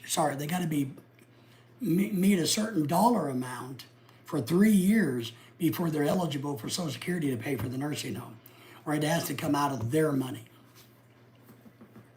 A lot of little tricky things that when you get involved, you got to really read the government websites about how it works. Because she did not give him the paid off house 5 years. That's correct. That's right. And so, John, you're exactly right. It's 3 or 5 years, but you're right. And you got to transfer those deeds early. And I know friends that have done that, and I know people that have got stuck. And they went, oh, wait a minute, but that's not within the 3 or 5 year limit. And so you got to sell that property so you can pay the nursing home. What kind of college professor was I? I taught at a community college. I taught industrial health and safety, along with federal regulations, OSHA, and construction safety. So I'm the guy that taught all the safety experts at companies and at the federal government and state government. So I was that guy. I did things like chemical spills. I taught hazmat and hazwapper. Indoor air quality, federal regulations, all of that stuff is what I did. I did a lot of forklift training, ladder safety, just name it. Anything related to worker safety, both in the industry, manufacturing, and construction industry. Bama Nolan's back. Bama, how are you, my friend? I see you are a member. Congratulations for becoming a member of my YouTube channel, Bama. All hail the members, yay. So, Alexander saying hello to you, Bama. Captain America says, hi, Bama. I hope you guys are having a good day there in northern Louisiana, Bama. But that's what I did. And I had international students as my assistants all years. And then I had regular assistants too. So I did a lot of different things. I managed one of my side hustles at the college because to make more money, we pick up extra duties, right? And so one of the things I did is I managed our division's budget, which was well over $1 million a year. So I managed a budget. I did contracts and bids, all kinds of stuff. Bought local. I was a big fan of buying from local businesses. Bama says, hey, Captain and Alex. Yes. So Bama, how are you today, my friend? But that's what I did. And then I did a private consulting business. I was a private consultant to industry, and I did some private consulting work to individuals in the real estate market. So if people wanted to buy a house and they thought it had mold in it, they'd pay me to come and do sampling, indoor air quality stuff. And I would tell them the results, and let the data speak for itself, so to speak. So I did a lot of that in the real estate industry here. But now, I just sit around and talk to you guys. Which is fun, which is good. But I don't know. I enjoyed a lot of what I did. I didn't enjoy the people. A lot of the people I worked with at the college level sucked. They still suck. But a lot of them were full of shit. They thought that since they had a doctorate, they were smarter than most people when they couldn't figure out how to turn on their windshield wipers in their car. Captain America, our little town community college got geothermal heating in the frozen North Dakota to lower the heat. That's great. That's cool. I did a solar energy project grant we got. I oversaw this solar energy project we did on our solarium or greenhouse in the science division. We had this big greenhouse solarium attached to the building, and I did the solar panels for that. I managed that project. The world smiles with Basil. Yes, it does. Good night. The Philippines. Hope all is well with you and your family. Been a busy week for me. Well, what have you been up to, the world? What have you been up to? Why is it so busy? Yeah, those PhDs, man, they're piled high and deep. I'm telling you, John. Yeah, masters, more shit. That's it. And Gary says, gotta go. Take care, everybody. Gary, we appreciate you coming in and saying hello and giving us a thumbs up. We appreciate that. So, but that's what I did in my career. And I worked in the labs. I did a lot of chemistry stuff. I did a lot of, just sciencey stuff. BS is a bullshit. That's right. What was funny was, even though I didn't have a doctorate degree, I had certain credentials that only I was the only one at the college that could do these certain things that the college could make classes. I'm the only one that could teach these classes because I was certified through OSHA, through the federal government.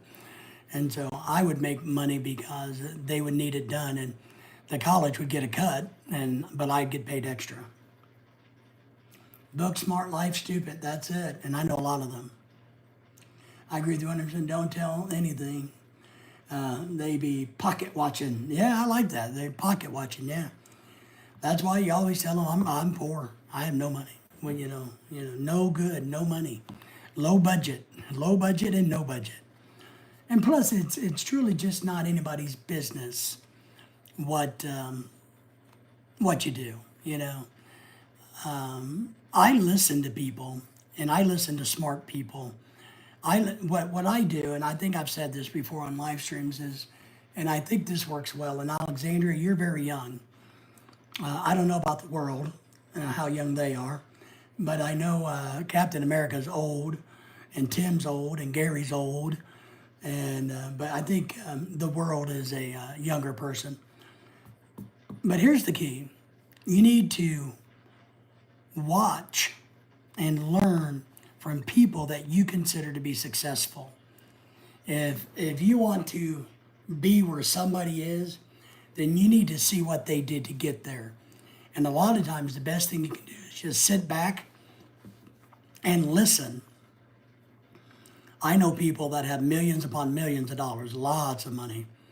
And when I'm with them, one, I feel kind of inferior because, they can buy and sell my cheap ass. But I listen to what they say, how they say it, what they did. And all you got to do is listen. And people will eventually tell you things, disclose things if you become a listener. And you take that knowledge and you apply it to where you want to go and what you want to be in life. Problem solving. I agree, John. And I think you ought to teach your kids how to problem solve. And there's a lot of stuff out there because in the science field, that's what we did. It was problem solving, critical thinking. And I think that's one of the most important things humans can learn.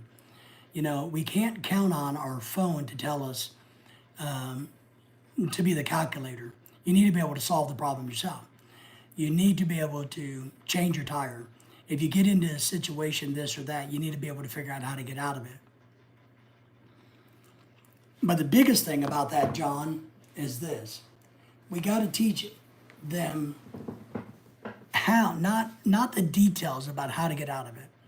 You got to teach them that it's okay to go on your own, study, learn, and figure out how to get out of something or how to solve a problem versus just calling up somebody and say, hey, I have this problem, can you solve it? We got to teach them that it's a good thing, that it's okay, that it's the right thing to know how to solve problems. You may make mistakes, but that's okay. As long as you are continuing to work at it, it's okay. Again, so good talking to you guys. I need to get some things done around the house before bed. Alexandria, we appreciate you. Thank you once again for coming in. We appreciate a younger point of view. It helps us old people. So we appreciate you.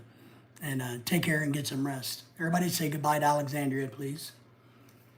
But that's the key is we got to teach kids to stand on their own 2 feet, that it's okay if you make a mistake.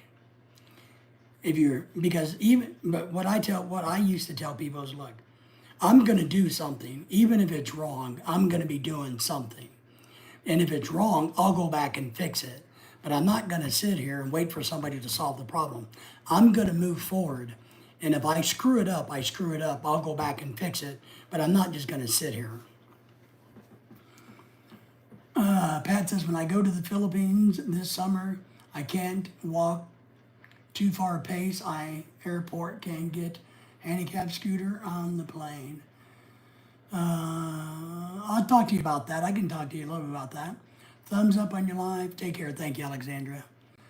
Do I need a handicap on my license? Okay, so if you're going on the airplane, you can just tell them that when you buy your ticket that you need you just click a box or you tell them that you're going to go with the handicap. And that's on your ticket, your airplane ticket.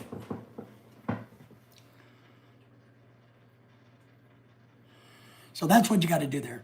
Now, it's helpful if your license shows that you're handicapped, yes.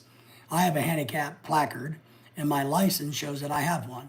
It helps because Lorelei at one time somewhere whipped it out and proved it to somebody that I was handicapped, so it's helpful. But you put that on your airline ticket. Now, if you're taking a scooter with you, you got to make sure it's the right scooter to go on the plane and all of that mess. So, and I need to finish. I'm working on a video about scooters. I'm hoping I can get it done in January now.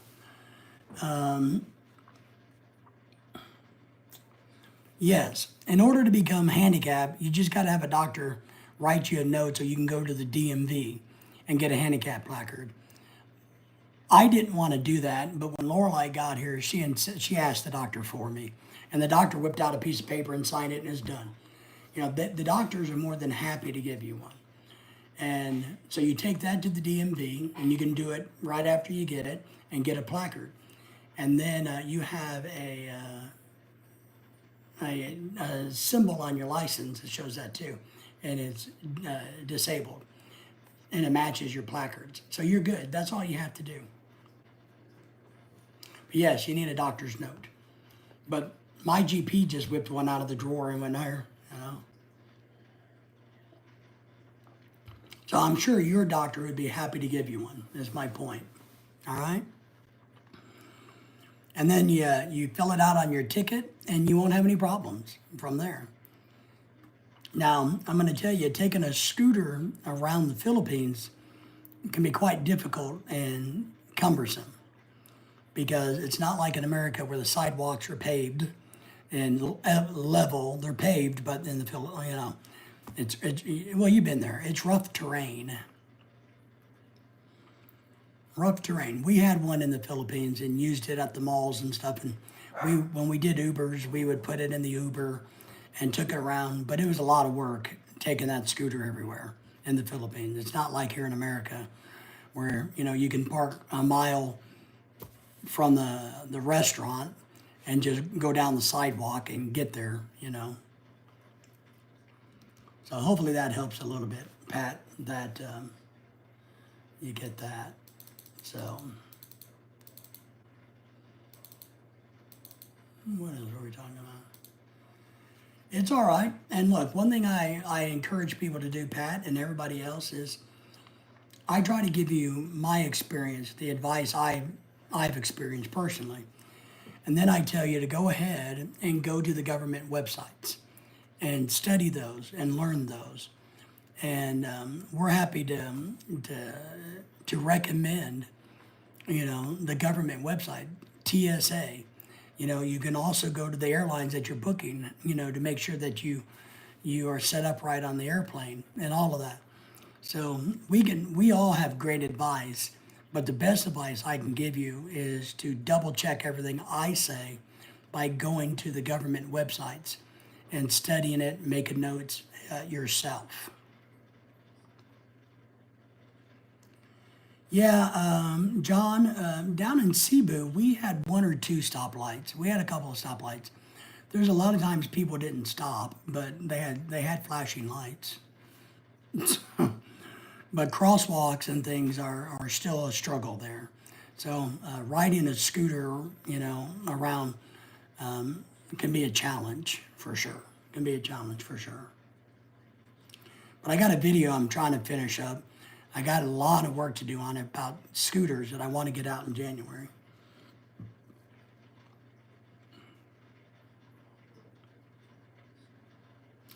All right. Well, the good thing is in the Philippines, there's a lot of places to rest.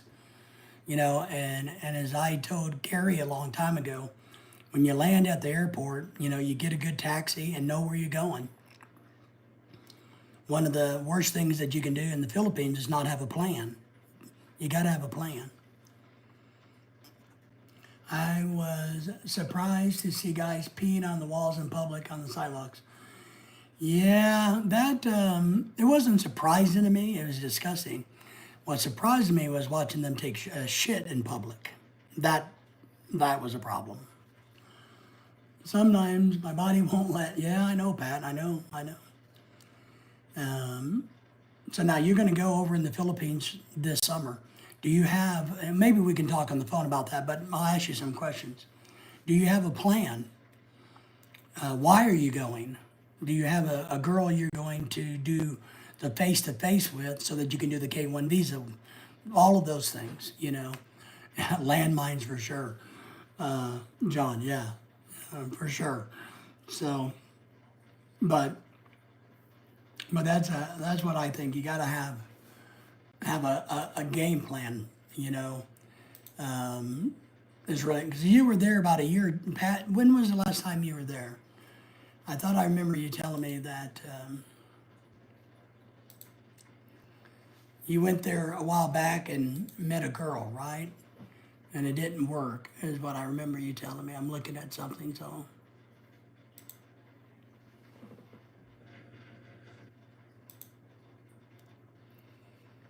So you've been to the Philippines, so you know how the Philippines is. So you're experienced in traveling to the Philippines, which is a good thing. I mean, I actually like visiting the Philippines. I was bored shitless living there, but I really enjoy visiting the Philippines. If my legs was better, and I tell people all this, I wish the Philippines was like a 6-hour flight. Because Lorelai and I would probably go a few times a year. We got friends there that we like. If it was a 6-hour flight, we could go and hang out. It's like flying to Miami, you know, if it was in Aruba or Jamaica, you know, it would be really nice. It really would. But that 30-hour flight's rough on us old people. You know, so. What part of the Philippines did you go to the last time, Pat? And how long were you there for? And was there anything that you were really surprised by? I know you came back disappointed because the relationship didn't work. That's right, you were in Negros, right? So you were close to the island of Cebu. And you went girl hunting, and she wasn't the right one to bag, right? Is that what it was? John has a Filipino wife too, Captain America there. She cheated on you, yeah.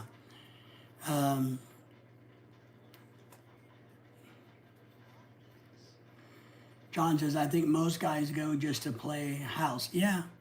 So Pat, did she cheat on you while you were visiting her in the Philippines, or did you learn while you were there that she was hustling you? Because that happens a lot. I know a lot of guys think they have this great relationship. Then when they go to visit the girl, it's not what it is. She's been hustling you a little bit. And you've been with her for 6 years, so you knew her for 6 years. It's a long time. Pat, I'll tell you the honest truth, and I've told a lot of people this, and I really believe this strongly. If you meet a Filipina or somebody from another country, and you have a great interest in meeting them and being with them and marrying them, and it's mutual, you need to get your happy ass there in a year or less.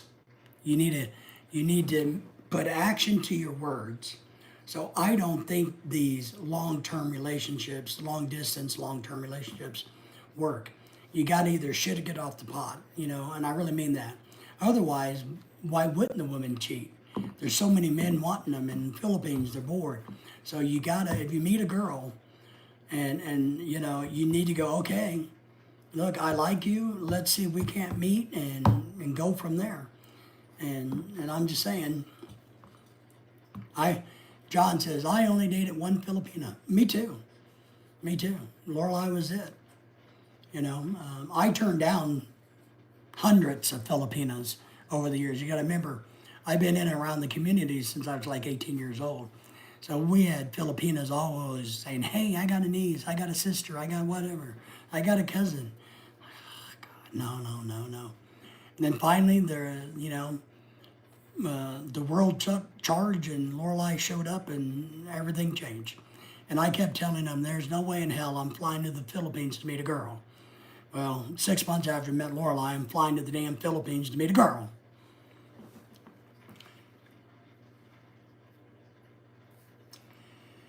Well, Pat, so you met her family and her sisters don't like the things that she did to men.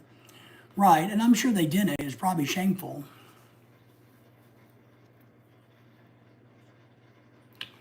And a lot of them do that, John, and John's right. A lot of them, play the field looking for the husband and or just looking for money.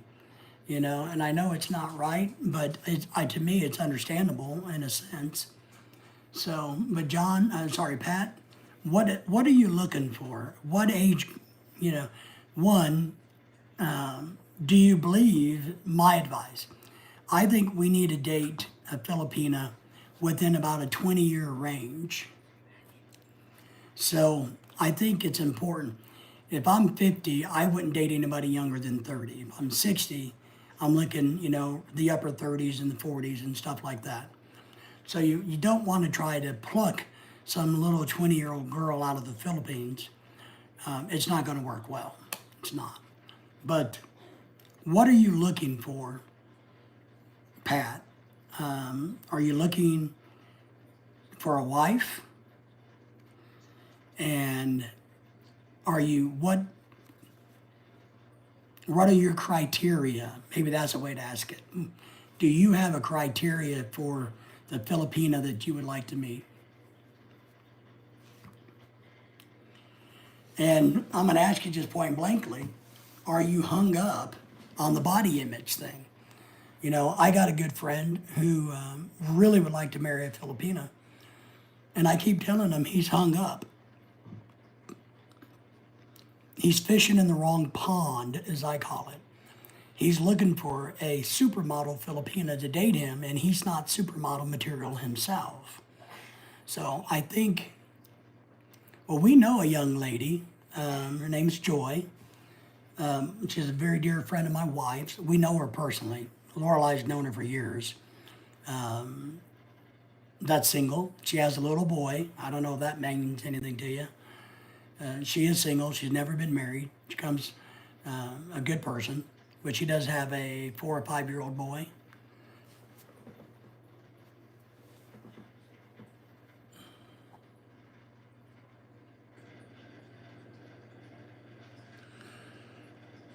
If she is big, no, she's not big. Here, I'll show it. No, she's not a fat girl, not at all. That's not what I mean. But she may not be the most beautiful Filipina out there, but she's a really good person. Because I know a lot of guys that are really hung up on the looks, and I keep telling them you're missing the boat. You want one that you connect with, and you want one that thinks you're the right one, because then they will love you and take care of you. So, I got lucky. My wife is the most beautiful Filipina that ever come out of the Philippines. I get that. I got lucky, right? But, well, Joy's not ugly or anything. I'm just saying. But a lot of guys are really hung up on that. Too pretty, just looking for trouble. That's it. So, I just got lucky. But if you're interested, we can figure out how to let you communicate with Joy on Facebook and go from there. I don't know her status at the moment. I know she goes and does overseas work as an OFW, but she's a single one that we know and know that's a decent person. Because this is what I tell guys. What you want to do, if you really want to find a Filipina that's a good one, is ask your friends' wives and fish in the right pond. I'm really big on that statement, and I know a lot of people look at me like I'm crazy. What do you mean fish in your pond? Well, why would there's a reason a 21-year-old 90-pound Filipina that looks like a model, why would she want a 50-year-old fat guy? Right. I wanted a wife, not arm candy. Educated woman that could problem solve, think for herself, and won't live forever. Well, John, and I think you're right. And I think people like you, I think Sanders, Claude and I all, there's a large group of us that have married Filipino women that have figured out you're looking for quality, not the looks. So we're not looking for looks. I got lucky. So look, I'm sorry for all of you other people, but we're looking for, who the person is. So that's how I really, really think it. Is that true, Brother David? Yes. Oh, man. So you want to find a girl in your well house, someone who, can become part of it. You don't want to get a Filipina over here and they start looking around going, look, I'm a hot, sexy 21-year-old. I got all these skinny, richer men looking after me, looking at me, chasing me. So I'm going to husband hop until I find, the super rich one. And some of them do that. They're young, they're immature. And that's why I preach about finding a Filipina your age or close to your age, within your wheelhouse. So we can introduce you to Joy and you guys can talk. And what we do when we introduce people to people is we let you guys just do your thing. If it becomes a thing, it's great. If it doesn't, it doesn't.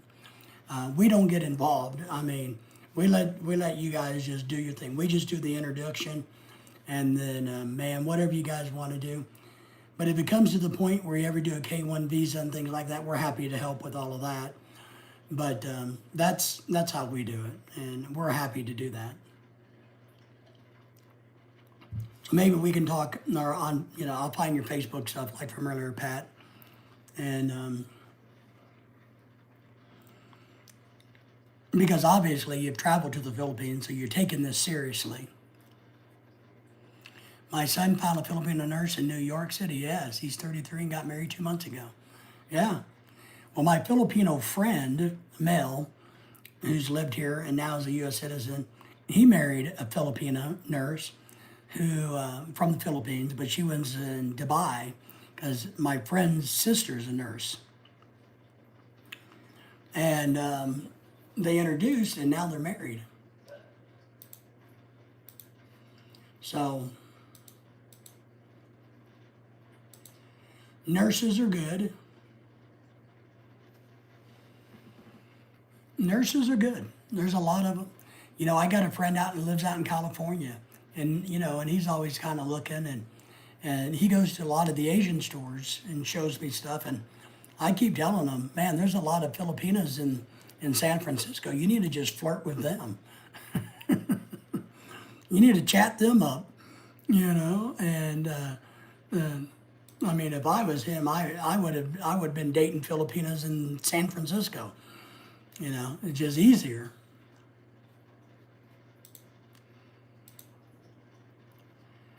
But that's what we can do.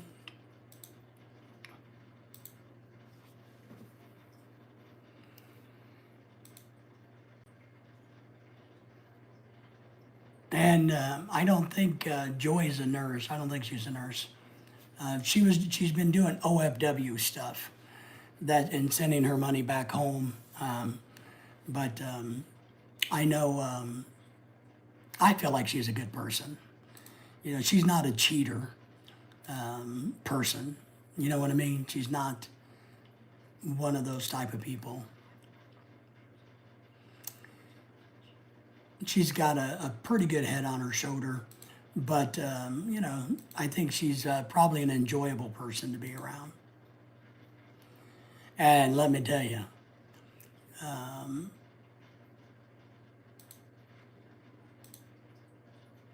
I don't remember. I forgot it. I don't remember where she's from, what island she's on. She worked with Lorelei in Cebu, but I think her home base now, since she's an OFW, is back on her home island. But I don't remember which one that is. Sorry about that, but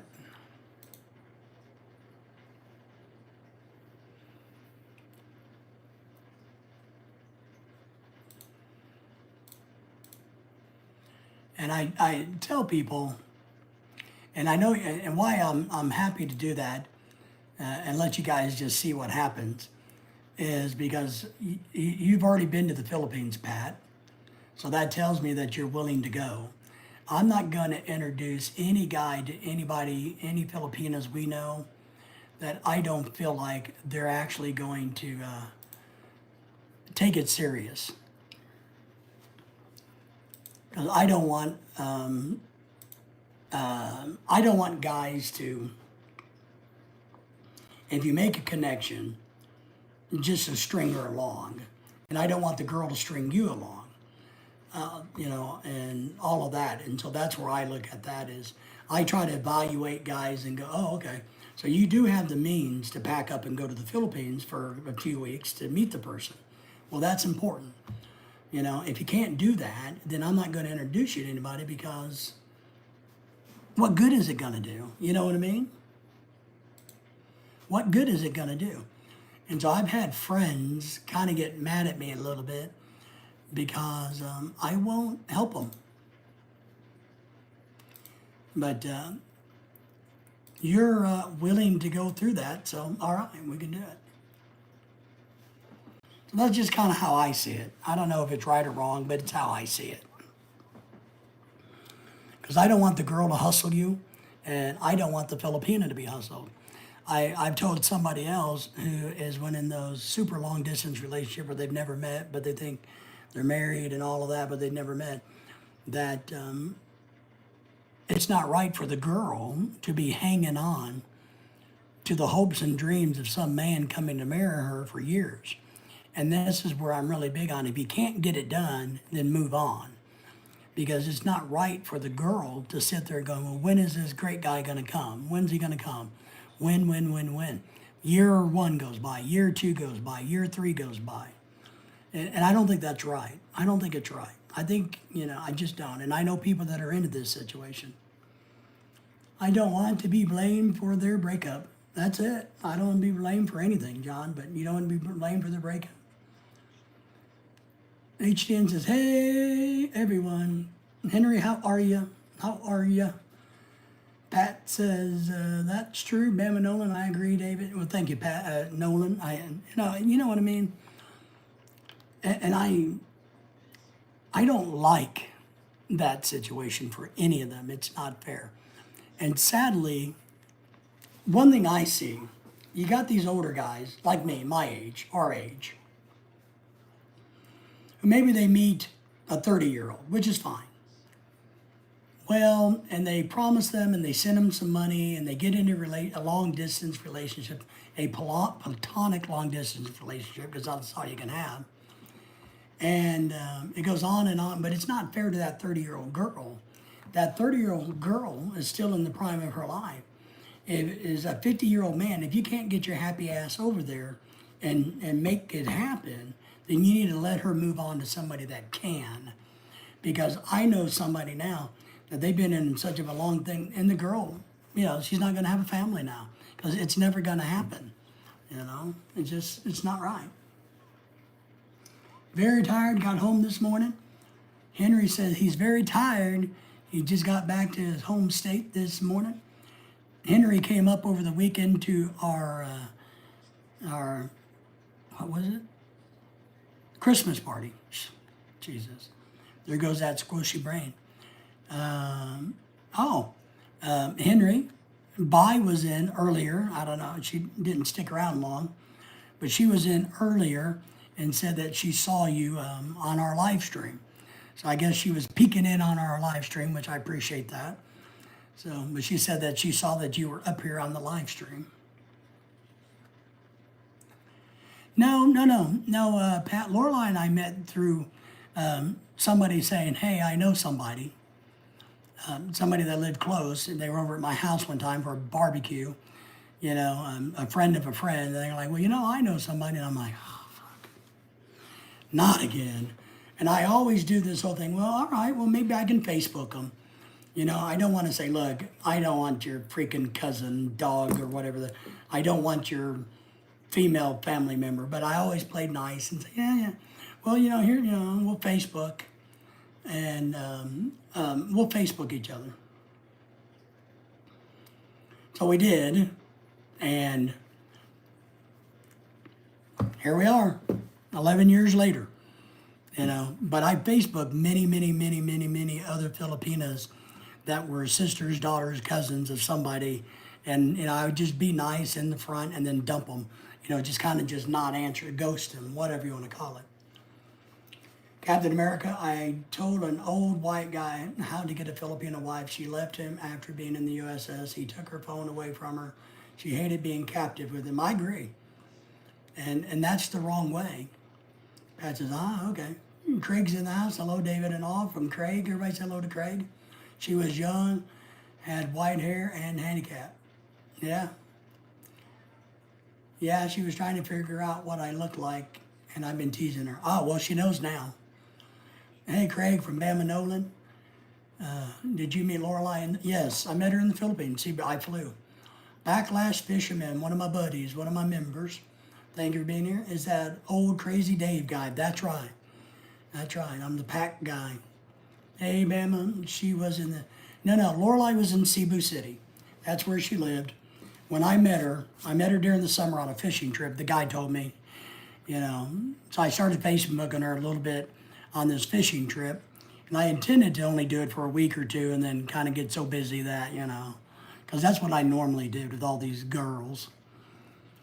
But there is just something that wouldn't let me not message her.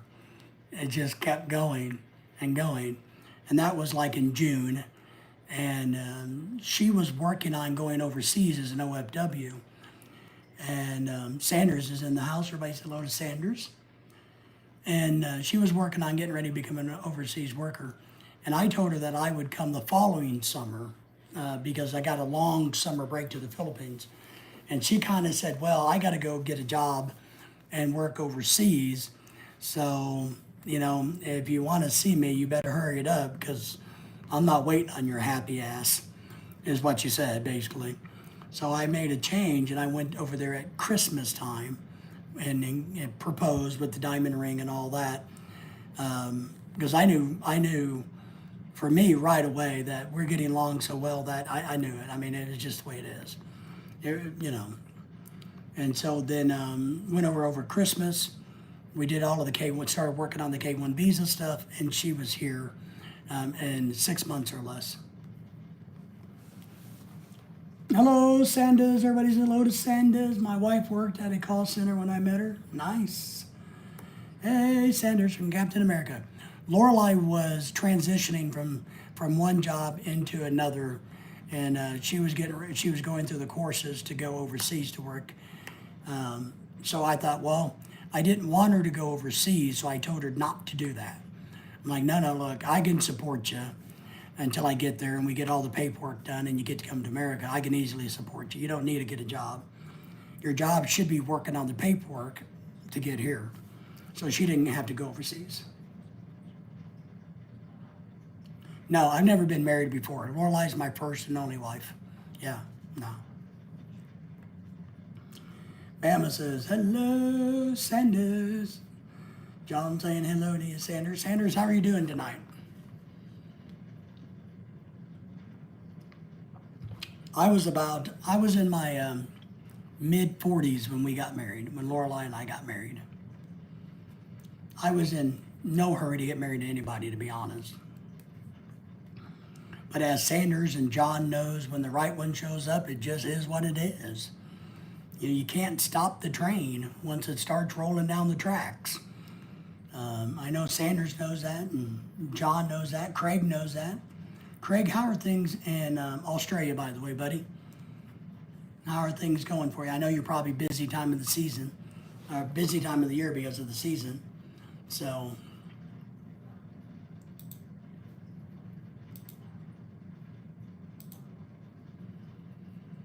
but yeah,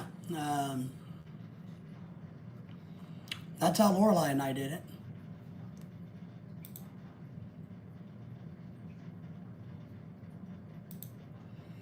Craig, what did I miss? I missed something. Sanders just says, just got off 2 hours of overtime. Nice. 2 hours of OT. Excelente. See, now you'll be a medium budget husband, not a low budget husband. Craig says, just got in from the restaurant, 19th anniversary today. Holy smoking, congratulations. Everybody give a big congratulations to Craig, 19 years of marriage. Everybody, come on. Everybody give him props for being married for 19 years. So, 19 years, Craig, wow.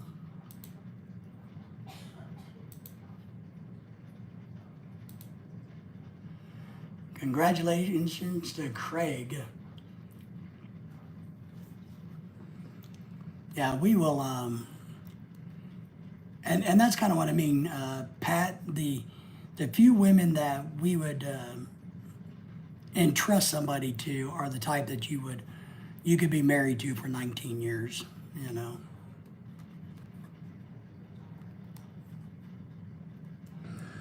Big John saying congratulations to you, Craig. I mean, that's a good milestone. Lorelei's 10-year wedding anniversary present should be here probably next week. You know, I know the jewelers are really busy this time of the year, but she has a 10-year wedding anniversary present in the works right now. We're having it sized. So hers will be here. She can't wait for it to get here. Sanders says, yep, I knew right away she was the one for me. Yeah, I'm serious, Sanders. It's kind of weird, right? It just really is weird. It just kind of all falls into place. I mean, like I've said before many times, I told people I'm not going to the Philippines just to meet a stinking girl. There are girls all over America. Why would I go all the way across the freaking world to meet a freaking girl? But here I am. Captain America says they got married in Texas. We got married in Arkansas. We actually got married out by the lake, bright and early at sunrise. And then we had a sunset reception in our backyard. So I think there's a video out there on our YouTube channel of a bunch of pictures of our wedding that I put together a long time ago. So yeah, we got married out by the lake, and then we had a reception in our backyard. We had a pool and a pergola and all that stuff. So we had the party. So our wedding was cheap. We didn't spend, I don't know how much, but it didn't cost thousands and thousands of dollars.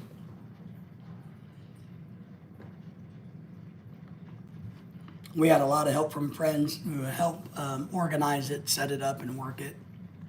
So it all worked out well. And one of my mentors from work, Clark, came up, and the guy that wrote, let me give you this. He wrote this book.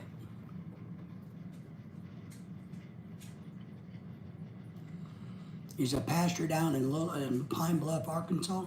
He worked for the Department of Labor. He came up and married us. So,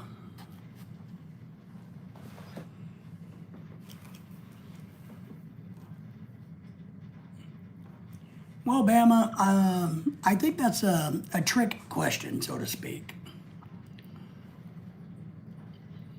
And I know a lot of guys ask that. So the simple answer is yes, but it's not the whole answer. My sister knew the judge. He did not charge us. Ooh, nice. Yeah, we gave, I had my best man. Clark would never have charged me to marry us, but I had him pay him an envelope. So Bama, things are cheaper in the Philippines, but you get what you pay for, is what you have to understand. Your lifestyle is different. And yes, it's cheaper, but it can still be expensive there, which is kind of weird. You can spend a lot of money in the Philippines if you're not careful. But if you're looking at day-to-day living and money, yeah, I mean, but I tell people this, but it truly is, you get what you pay for. I don't know what anybody else thinks about that. Captain America, Sanders, Craig, anybody? What about it being cheaper in the Philippines? Craig says, need more as a backup. Yes. And look, and cars are not cheaper. I mean, they're about the same price. If you buy American foods at the store, they're the same price. Electricity can be a problem. Water can be a problem. So some people get married in the Philippines so they don't have to show the IRS paperwork to get married in America. IRS. Some people get married in the Philippines so they don't have to show the IRS paperwork to get married in the USA. I don't think I showed any IRS paperwork to get married, John. You mean like the Internal Revenue Service? I don't think I had to do anything like that. We didn't have to do anything like that. Yeah, if you're smart with your money and disciplined with your money. But here's something people have to understand. If you only have $1,000 a month in America, you still only have $1,000 a month in the Philippines. It's not like it magically turns into $2,000. It's still $1,000.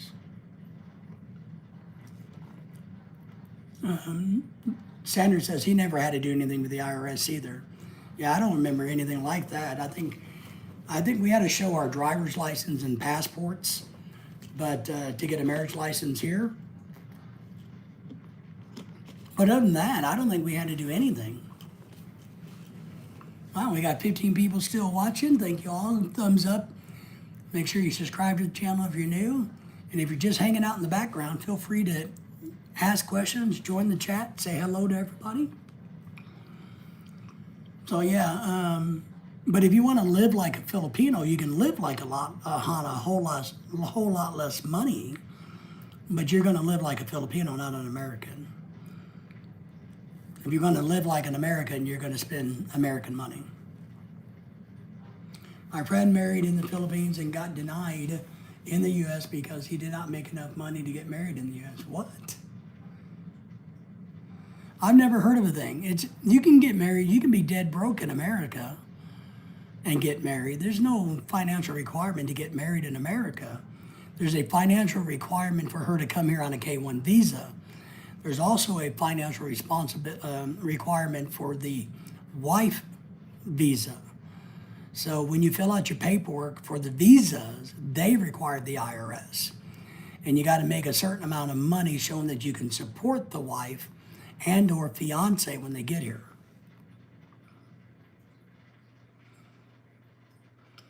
Yeah, so he got denied because he didn't make enough money. When he did his affidavit of support is what it's called. And to be honest with you, the better your affidavit of support is, the quicker the K-1 visa gets approved. I mean, I had perfect credit and I made good money, had my own home. So my affidavit of support was nice and clean, poof. But I want to say, and I haven't looked at this in a couple of years, so don't quote me on this, but I want to say the requirement for the support is $30,000, but you can get a co-sponsor. Craig says, I got married in the Philippines, made immigration easier to, okay. Okay. So Craig showed that he only had a supporter for 2 years. Nice. Yeah, here it doesn't really ask you for how many years you can do it or whatever. It's just like, do you make enough money? And I think it's around $30,000 a year in America, I think. Tim says, I am back. Everybody say hello to Tim.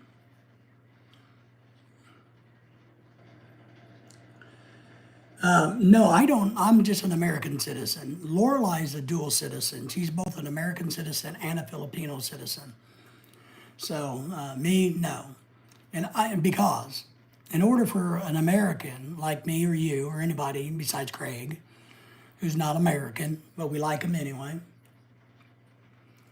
in order for me to get a citizenship somewhere else, I have to give up my American citizenship, and I would never do that.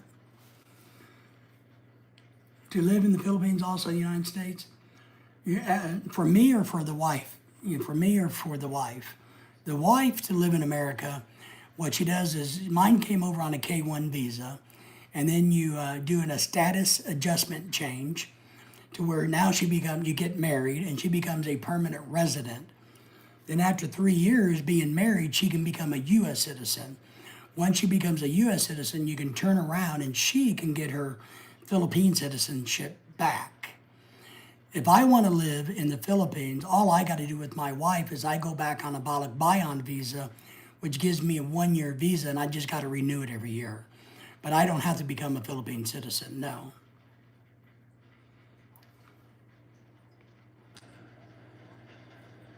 Okay, so Craig says in Australia she became eligible for all the support networks, living there for both 4 years for citizenship in Australia.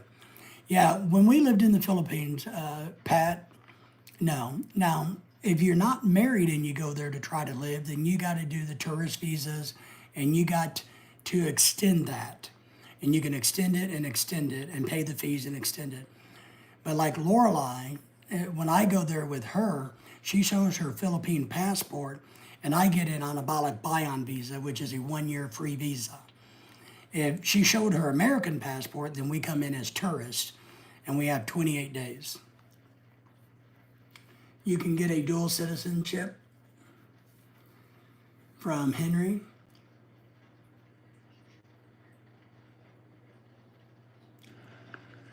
John says about the guy, the Elliott guy, that he definitely was in money laundering or lending for sure. I don't know about the drugs, but I know that he had the, what do they call that in the Philippines? The 5-for-1 or 6-for-1 or 3-for-1 or something?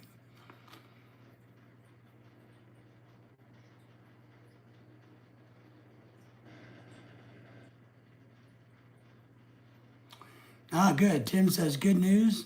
He tested his heart today with a different machine and it was all clear. Good news, Tim. Can you do both? No, I can't. If I want to be, let me just clarify.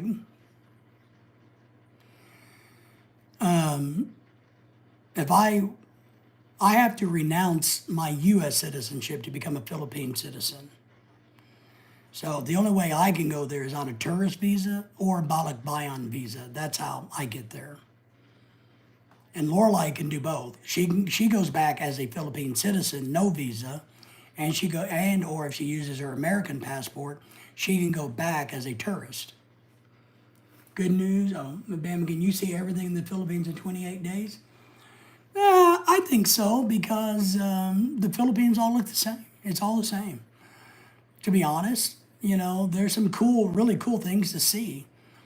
But yeah, I mean, you could hop around, island hop, and do all that in 28 days. Might be a little tiring, but if you want to really enjoy it, I doubt it. If you want a taste for how the Philippines really is, no. So you pick a location like Cebu, and you pretty much, you maybe jump over to Dumaguete, or you jump over here, you jump over there, you go to the Chocolate Hills for a few days, and you come back. So you don't get to see everything, and because it also depends on Bama, it also depends on what your goal is. Your goal a lot of guys' goals when they go to the Philippines is to sleep with as many girls as they can. So they may want to jump around and hop around so the girls can't find them. And then some guys go over to be with their girlfriend and they go to the family and they go and do a bunch of stuff like that. So they don't hop around as much. Too many bars for 28 days. Yeah, Craig's right. Bars everywhere in the Philippines. A lot of good food, though. 28 days. Yeah, Pat, if you're asking, can you live both in the Philippines and America? Sure. I know guys, and we thought about doing this at one time, about living in the Philippines for like 3 or 4 months and coming back to America, living, 7 and 3, 4 and 6, that's 10, you know what I mean, 5 and 5, or 6 and 6, 5 and 7, whatever the math is. So, be ready for culture shock if you've never been there. I agree. Be ready for the poverty. If you've never been there, the poverty sets you back. We don't know. We have poverty in America, but not on the same scale. So that sets people back. They kind of go, oh, wow. I don't want to be around expats, me either. I don't even like being around myself. Sanders, I agree. So, yeah. So, Pat, if that helps any, yeah, you can flip-flop back and forth. You keep a residency here, you can have a... We have property, we own property in the Philippines, and we own property in America. So if we wanted to do that, we could do that. And I know guys that do that. I know guys that go 5 months and 7. They spend the winter in the Philippines and they come back to America. So, and it's not a big deal. It's not a big deal. You just got to have the money, you know. But it's a lot of money, plane tickets back and forth and all of that. And then if you have a house in the Philippines, you got to worry about it being there when you get back. There you might get to the Philippines to your house and find somebody's crashing in it. John says, my son's boss lived in the Philippines. He ran oil well rigs. They just flew him to USA when he had to work. Yeah, yeah. So I know a lot of guys on the internet here talk about never bring your wife or your woman to America. You know, they're going to become Americanized and they're going to turn into bad women. I just don't agree with that. Tim says it's impossible to see everything in 20 days. It needs at least 2 months or more. Yeah, I think a couple of months, 3-4 months, you know, because if you try to do it in 20 days, you're going to be tired. You're going to be wore out. I mean, it's going to be a lot of work. So you can't enjoy it. It's like you're going to get to the Chocolate Hills, look at them, go, okay, let's go. Only place I go to see expats is when I go to lunch at the VFW. Yep. But you know, it's okay.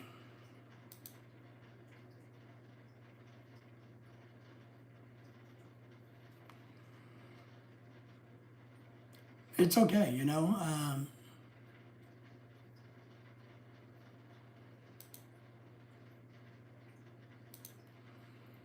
But I do think I think it's one of those places, I think it's worth going to the Philippines.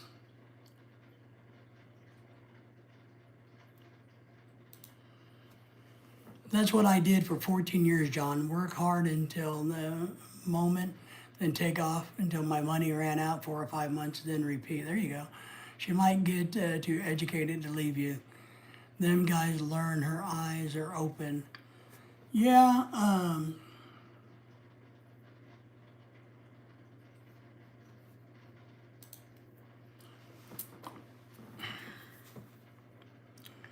I think if your woman is a good person, that you don't have to worry about the Americanization of her. If you pick the wrong one, then yeah.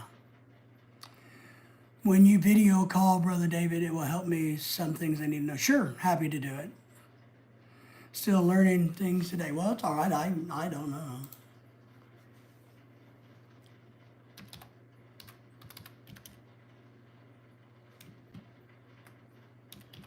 I don't know everything, Pat, but I've been here over 12 years and have not seen everything. Yes.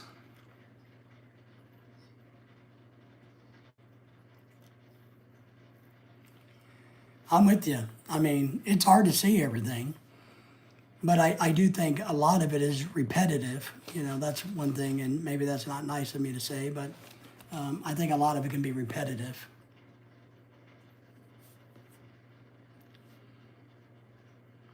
Because for me, a big city like Cebu or Manila is the same. City. There is a lot of cool architecture to see, and I wish we would have got to see more of it. But the funny thing is, we got to see and do more when we were on vacation there than when we were living there. Jose's in the house. Say hello to Jose, if you will. Appreciate that. Thank you for being here. Everybody say hello to them. But I think everybody ought to go to the Philippines, but I think you ought to travel anyway. I'm a big supporter and believer that traveling changes who you are. I tell young people, all the time. Don't worry about having a job. Worry about traveling and experiencing life. Get out there and do things, and then come back to America and settle down. But get out there and experience life. I mean, even going on cruises will open your eyes. I'm telling you. Thank you for saying hello, Tim. Tim was having a little bit of a heart issue earlier, but now he's all better. He reevaluated himself and found out he didn't have an issue.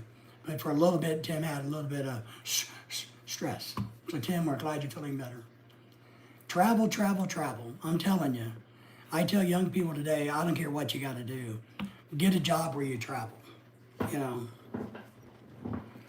And I tell a lot of guys that want to meet a Filipina, find somebody and go on a cruise. Cruises are stacked full of Filipinos. Mama says, hello to you, Jose. You don't know how hard life can be if you've not traveled out. Oh, I agree. And that's part of the culture shock, John, right? When you land in the Philippines or a third world country, you get out of that plane and you go, we're not in America anymore. Jose says, my son is in Austria. Wow. After seeing Italy, Switzerland, and Germany this week. Fantastic. That's a good trip. I would like to do that trip. And don't come to the Philippines thinking you're going to get a job. It's not going to happen. It's not like here in America. They don't hire foreigners. They don't let foreigners, what word am I looking for? Displace Philippine workers. So the jobs are for the Philippine citizens, not the foreigners. Unless it's a very specialized, like maybe a medical or teaching, but you got to do that in the beginning. You get a visa to work there. But they don't allow Americans to take Filipino jobs. Now, it's not like America. It's totally different. Jose says, hello, Alabama. Yep, we keep taking things for granted. Best to see all the different. It is. Plus, it's cool. And all the food. Gigolo job. Yeah, we're just a gigolo. You know, but I saw something today where maybe the Philippine government was passing legislation where foreigners can now lease land for up to 99 years. So I saw something, I don't know, for sure I have to study that a little bit more. Because, you know, foreigners can't, and I wish America was like that. I wish foreigners couldn't buy land in America. I would think being a U.S. citizen, and it's not hard to become a U.S. citizen. You know, so I'm a little bit like, wow, envious of countries who go, you know, we need to give priority to our citizens, jobs, health care, stuff like that.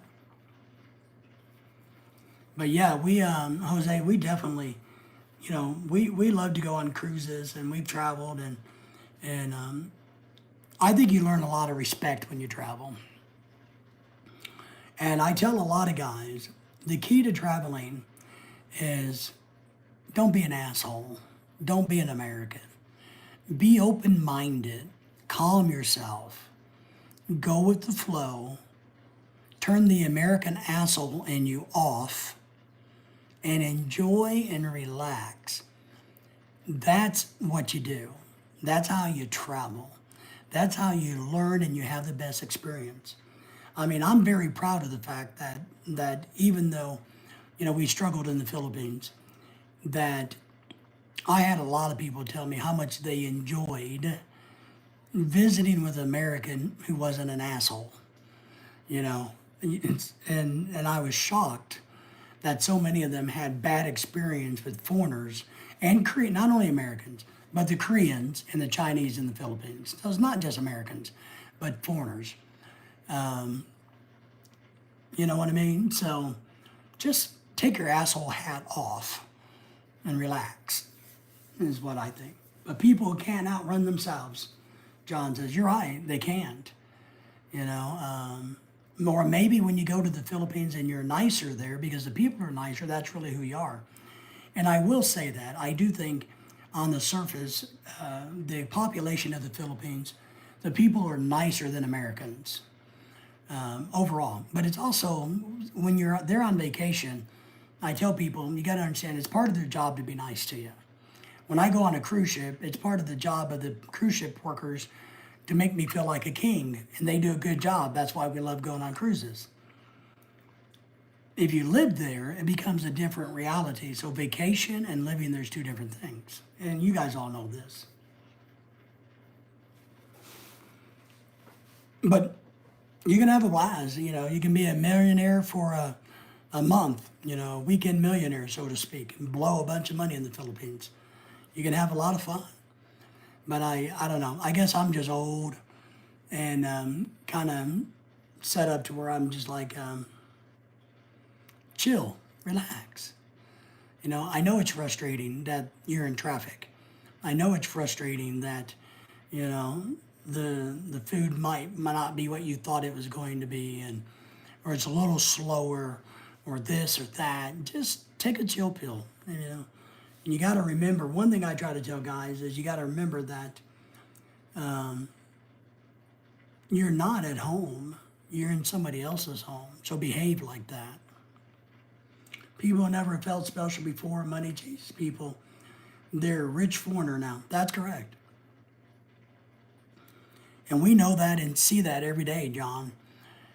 We know people that are married to foreigners, and now they're married to a rich foreigner, and they're slinging that and belittling others and chastising, doing the crab mentality with their families and hanging money over the heads. And then some people are good, and we see it all. And one thing I will say, and this is advice, and whether you like it or not, I don't care. If you get married to a Filipina or a woman from another country, third world country, and you bring them to America, I think you got to be careful about not giving them too much too soon. And it's the same thing like with American. If I won that $700 million lottery, which I'm going to go try to buy a ticket tomorrow, I would probably go ape shit for a day or two, right? Because I've never had that kind of money. So I think it's the key when you bring your wife over, your fiance over, that you understand that. And you have to understand this from the perspective of spending $100 maybe is not a big deal in America, right? But $100 translates to a lot of money in the Philippines. And so when you go and blow $100 on a fancy dinner in America, early, their mind starts going, oh my God, we have all kinds of money because we can waste 5,000 pesos on this dinner. So we must be really rich, not understanding that maybe it's a special thing and it's a one-time thing, and or. So I think you got to be careful about that. I really do. And I try to encourage men that go and do this, when they bring their women over, to understand. You got to treat them well, but you got to treat them realistically about how your life is really going to be. Brother David, you and Lorelei have come visit me in Columbus, in it. I live on a farm. I don't know what we do on a farm. No, Pat. Yeah, we can do it. Fruits and vegetables. Well, Lorelei would like that, let me tell you. And if you get your own Filipina, she's going to love that. Well, now, if you hook up with Lorelei's friend, we have a really good reason to come see you, wouldn't we? You got a flower business. Nice. I'm into flowers, actually. I dig tulips. I like tubers. I like calla lilies is my favorite. I like calla lilies. They don't grow well here. And I really like elephant ears, which is a plant, not a flower, but whatever. Yeah, we do it. We definitely will do it. But the real key is, to understand that you're a visitor in somebody's home, and you should try to behave accordingly. And I don't think that's too much to ask. And I think the people around you in that foreign country would appreciate that. Even, when we cruise, and the people, it's their job to be really nice to me, in hopes of getting tips, and it's just their role. I think the key is to even be really nice to them. So it doesn't hurt when somebody's doing, even if they're getting paid for it, they're getting paid to open your car door. It's okay to be nice and tell them thank you.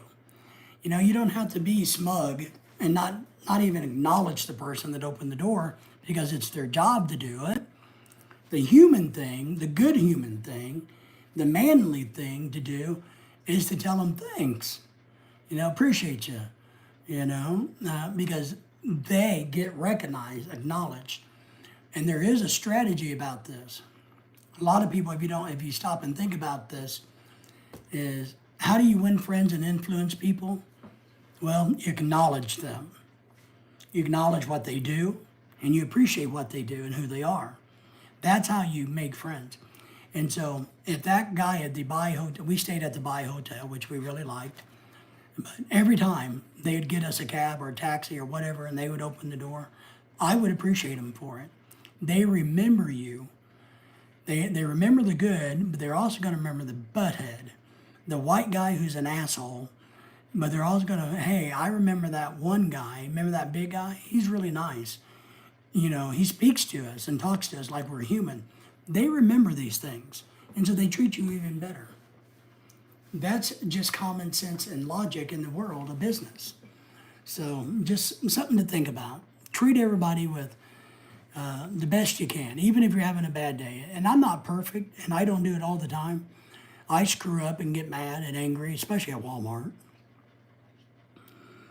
But if we can do that, you know, we are the driver of our own emotions. And I keep telling everybody, and I've told a lot of young people this, positive equals positive. If you create a positive word for somebody that's doing something, it leads to positive actions. So positive to positive, positive, positive, negative equals negative. So if you get out of the car and you don't even acknowledge the guy, that's a negative thing. Well, he's going to remember that. So maybe the next time, nobody comes over to help you. Maybe they go, oh yeah, this is that guy that doesn't even acknowledge that we exist. So, makes no difference. Use of money I'll never really accept because of jealousy. Yes, jealousy is a horrible thing in the Philippines. It is. It's jealousy everywhere. And those that have, people are jealous of. And a lot of people that have, we know people that have, that one of their big things is they want people to be jealous because they do have.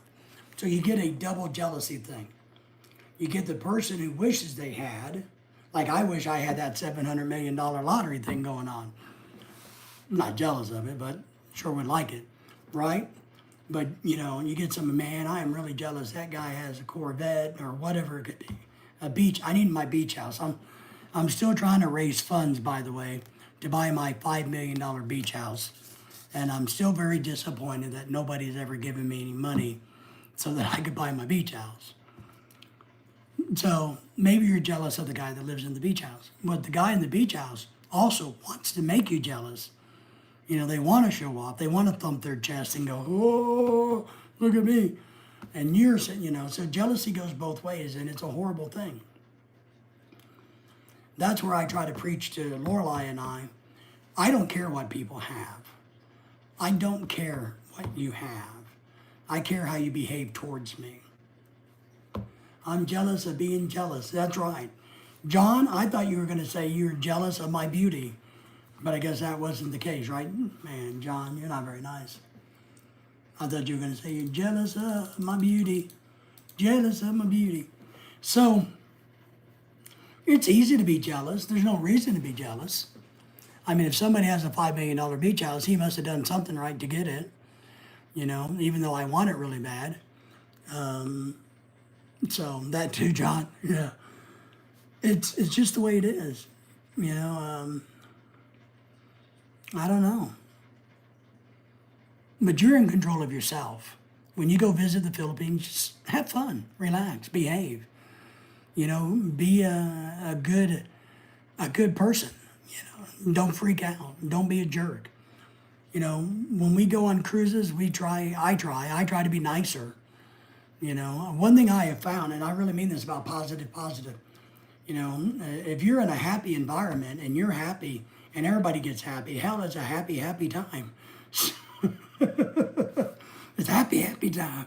and you don't even have any drugs, and it's happy, happy time. You know what I mean? So I will encourage you guys all to do that. But Dennis recommended this book. If you guys haven't seen it, The Four Agreements, I would encourage everybody to go read this. We already know a lot of this. We already know this without reading this book. Here, The Four Agreements. We already know what's in this book and how to use the information in here. But it's going to remind you how to use it and how you can apply it and better yourself. Some guy ended up in jail throwing his Filipina out of his house with her daughter. Good, he should be in jail. He was a foreigner, yeah. Yeah, I mean, the rules aren't the same. And that's one thing Lorelai has talked to. We had a situation a few weeks ago where somebody was asking us for marital advice, and we probably shouldn't have helped them, but we gave the advice that we give, and it didn't go well. They blamed us, which is okay. I'm okay with that. But what Lorelai was trying to explain is, in the Philippines, getting beat, not a big deal. In America, getting beat is a serious deal. So there's a difference. And Filipinas learn this when they apply for their visas to come here on a K-1. They go through a seminar talking about the rights and the rules and the laws in America, which is a good thing. The problem with expats or foreigners that go to the Philippines or third world countries, here's what you got to worry about. You may not get arrested for smacking your wife around, and if you're the type of piece of shit that smacks your wife around, you're a piece of shit. If you smack your wife around in the Philippines, nothing legally may happen to you, but you may be surprised when you get a visit from others and you get smacked around by 5 or 6 guys. So there is a sense of justice everywhere you go. You just got to be aware of that. It was a crime on the books for kicking her out of the house that she owns, John. Obviously, that was probably it. And there's probably, since he was a foreigner, Is that why it was a crime? Because he's on a visa, probably about like buy-on visa or permanent resident, and he kicked her out of her own house. You think that was the kicker with that? So yeah, you just got to realize things are different. And would you rather? I mean, it's kind of like the drug situation. You don't want to do drugs in a foreign country. You may sit in your happy butt a long time in a foreign jail. That's not going to be pleasant. Okay, so his apartment and his name was on it. All right. So, but don't do drugs in another country. Don't bring drugs into another. If you want to do drugs, I tell people this. If you want to bring drugs into any country, bring them into America. Come to America with drugs. Hardly anything happens to you. A little smack on the wrist. Most of the times the cases get dropped, or you get probation. If you want to be a drug smuggler, just do it here in America. You're good. You do it to Colombia or Jamaica or, the Philippines, well, there's going to be hell to pay. So just be aware of that. And I'll tell you a little story. One thing we did was when Lorelai was coming here on her K-1 visa, she did have a relative in America. He wanted Lorelai to bring some medicine from the Philippines. And I told Lorelai to tell him no. I said no, because at the time, we did not know that drug was legal in America. And this was right short notice. And I didn't want Lorelai to get stopped at immigration and mess up our K-1 visa because she's bringing a bunch of pills that may be illegal in America. So you kind of got to know that too. Don't do drugs. Drugs do you. They do. They do indeed do you. So just be aware of that. There are things that, one of our last trips, we brought a lot of food back. Made us mad because when we got home, we found that customs cut open a bunch of stuff and just dumped the crap out in our luggage. And they stole a few things. There's a few things missing. And there wasn't a note saying, hey, we compensated, we took this because of blah, blah, blah, blah, blah, blah. It was just missing, you know. Kind of crazy, but that is life. That's life, guys. It just is. So, what are we going to do, right? Well, let's see here. What time is it? 9:30-ish? All right, my friends, it's about 9:30-ish. I think we'll start winding this live stream down, but remember, I'll be back tomorrow night, and we'll hopefully have something interesting to talk about tomorrow night. I want to thank everybody for donating to our Rice for Life Fund for the Philippines through the PayPal account. Like I said, we're already at 150 pounds, and now we're going for 200 pounds, which we're going to divide up into 5-pound bags. And so that's how you do the math. That's how many families we're going to be giving rice out to for the new year. So if we can get another 100 pounds, that'd be great. And it's about $1 a pound now is what it is. I told my wife friends wanted to use and bring stuff to the Philippines. I would not take the risk. You never know. I agree. You know, we have friends that bring us food and stuff, but, we know that they're safe. But we got stopped at the customs airport. Lorelei, I can't remember what it was, but it's one of those square little candy things that was like ubi, and it's a condensed sugar and cream and ubi flavored. It's like a little brick candy bar. We had it in one of our backpacks or something, and we had a custom agent freak out over it, couldn't figure out what it was.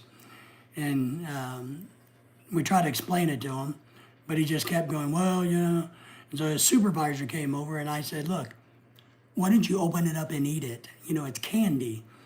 And they're like, well, we don't want to deprive you of your treats from a foreign country, but we got to make. And I'm like, you want me to eat it? It's a piece of freaking candy. I watched Locked Up Abroad. I have two, John. I have two. So our big goal with everybody is to try to get maybe 200 pounds of rice for sure, $1 a pound, maybe even 250 pounds that we can give out this year, which is really good. So we're excited about that.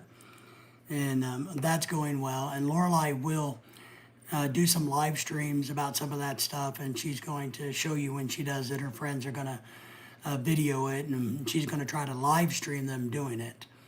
So we are going to let you guys know for sure that the money that's been raised through YouTube and through PayPal, every penny is going to that. And so we got to thank everybody for that. And I'm going to keep doing that and keep reminding that, probably up until about Christmas, and then we'll shut that down. So, but other than that, we appreciate it. So everybody take good care. We'll see everybody tomorrow. If you need anything from us, you know our email address, you know how to reach us. We'll do what we can for you. So everybody take care.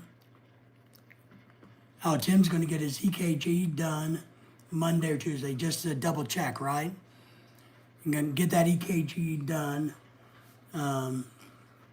One good thing, Tim, my doctor, when I was in the Philippines, told me if I ever had any test results, my doctor back in America said that he would be happy for me to put it in my medical file and read it and give me what he thought. So I thought that was pretty nice of him. So that they'd be willing to do that. But all right, my friends, until tomorrow, be safe, take care, and we'll see you guys then.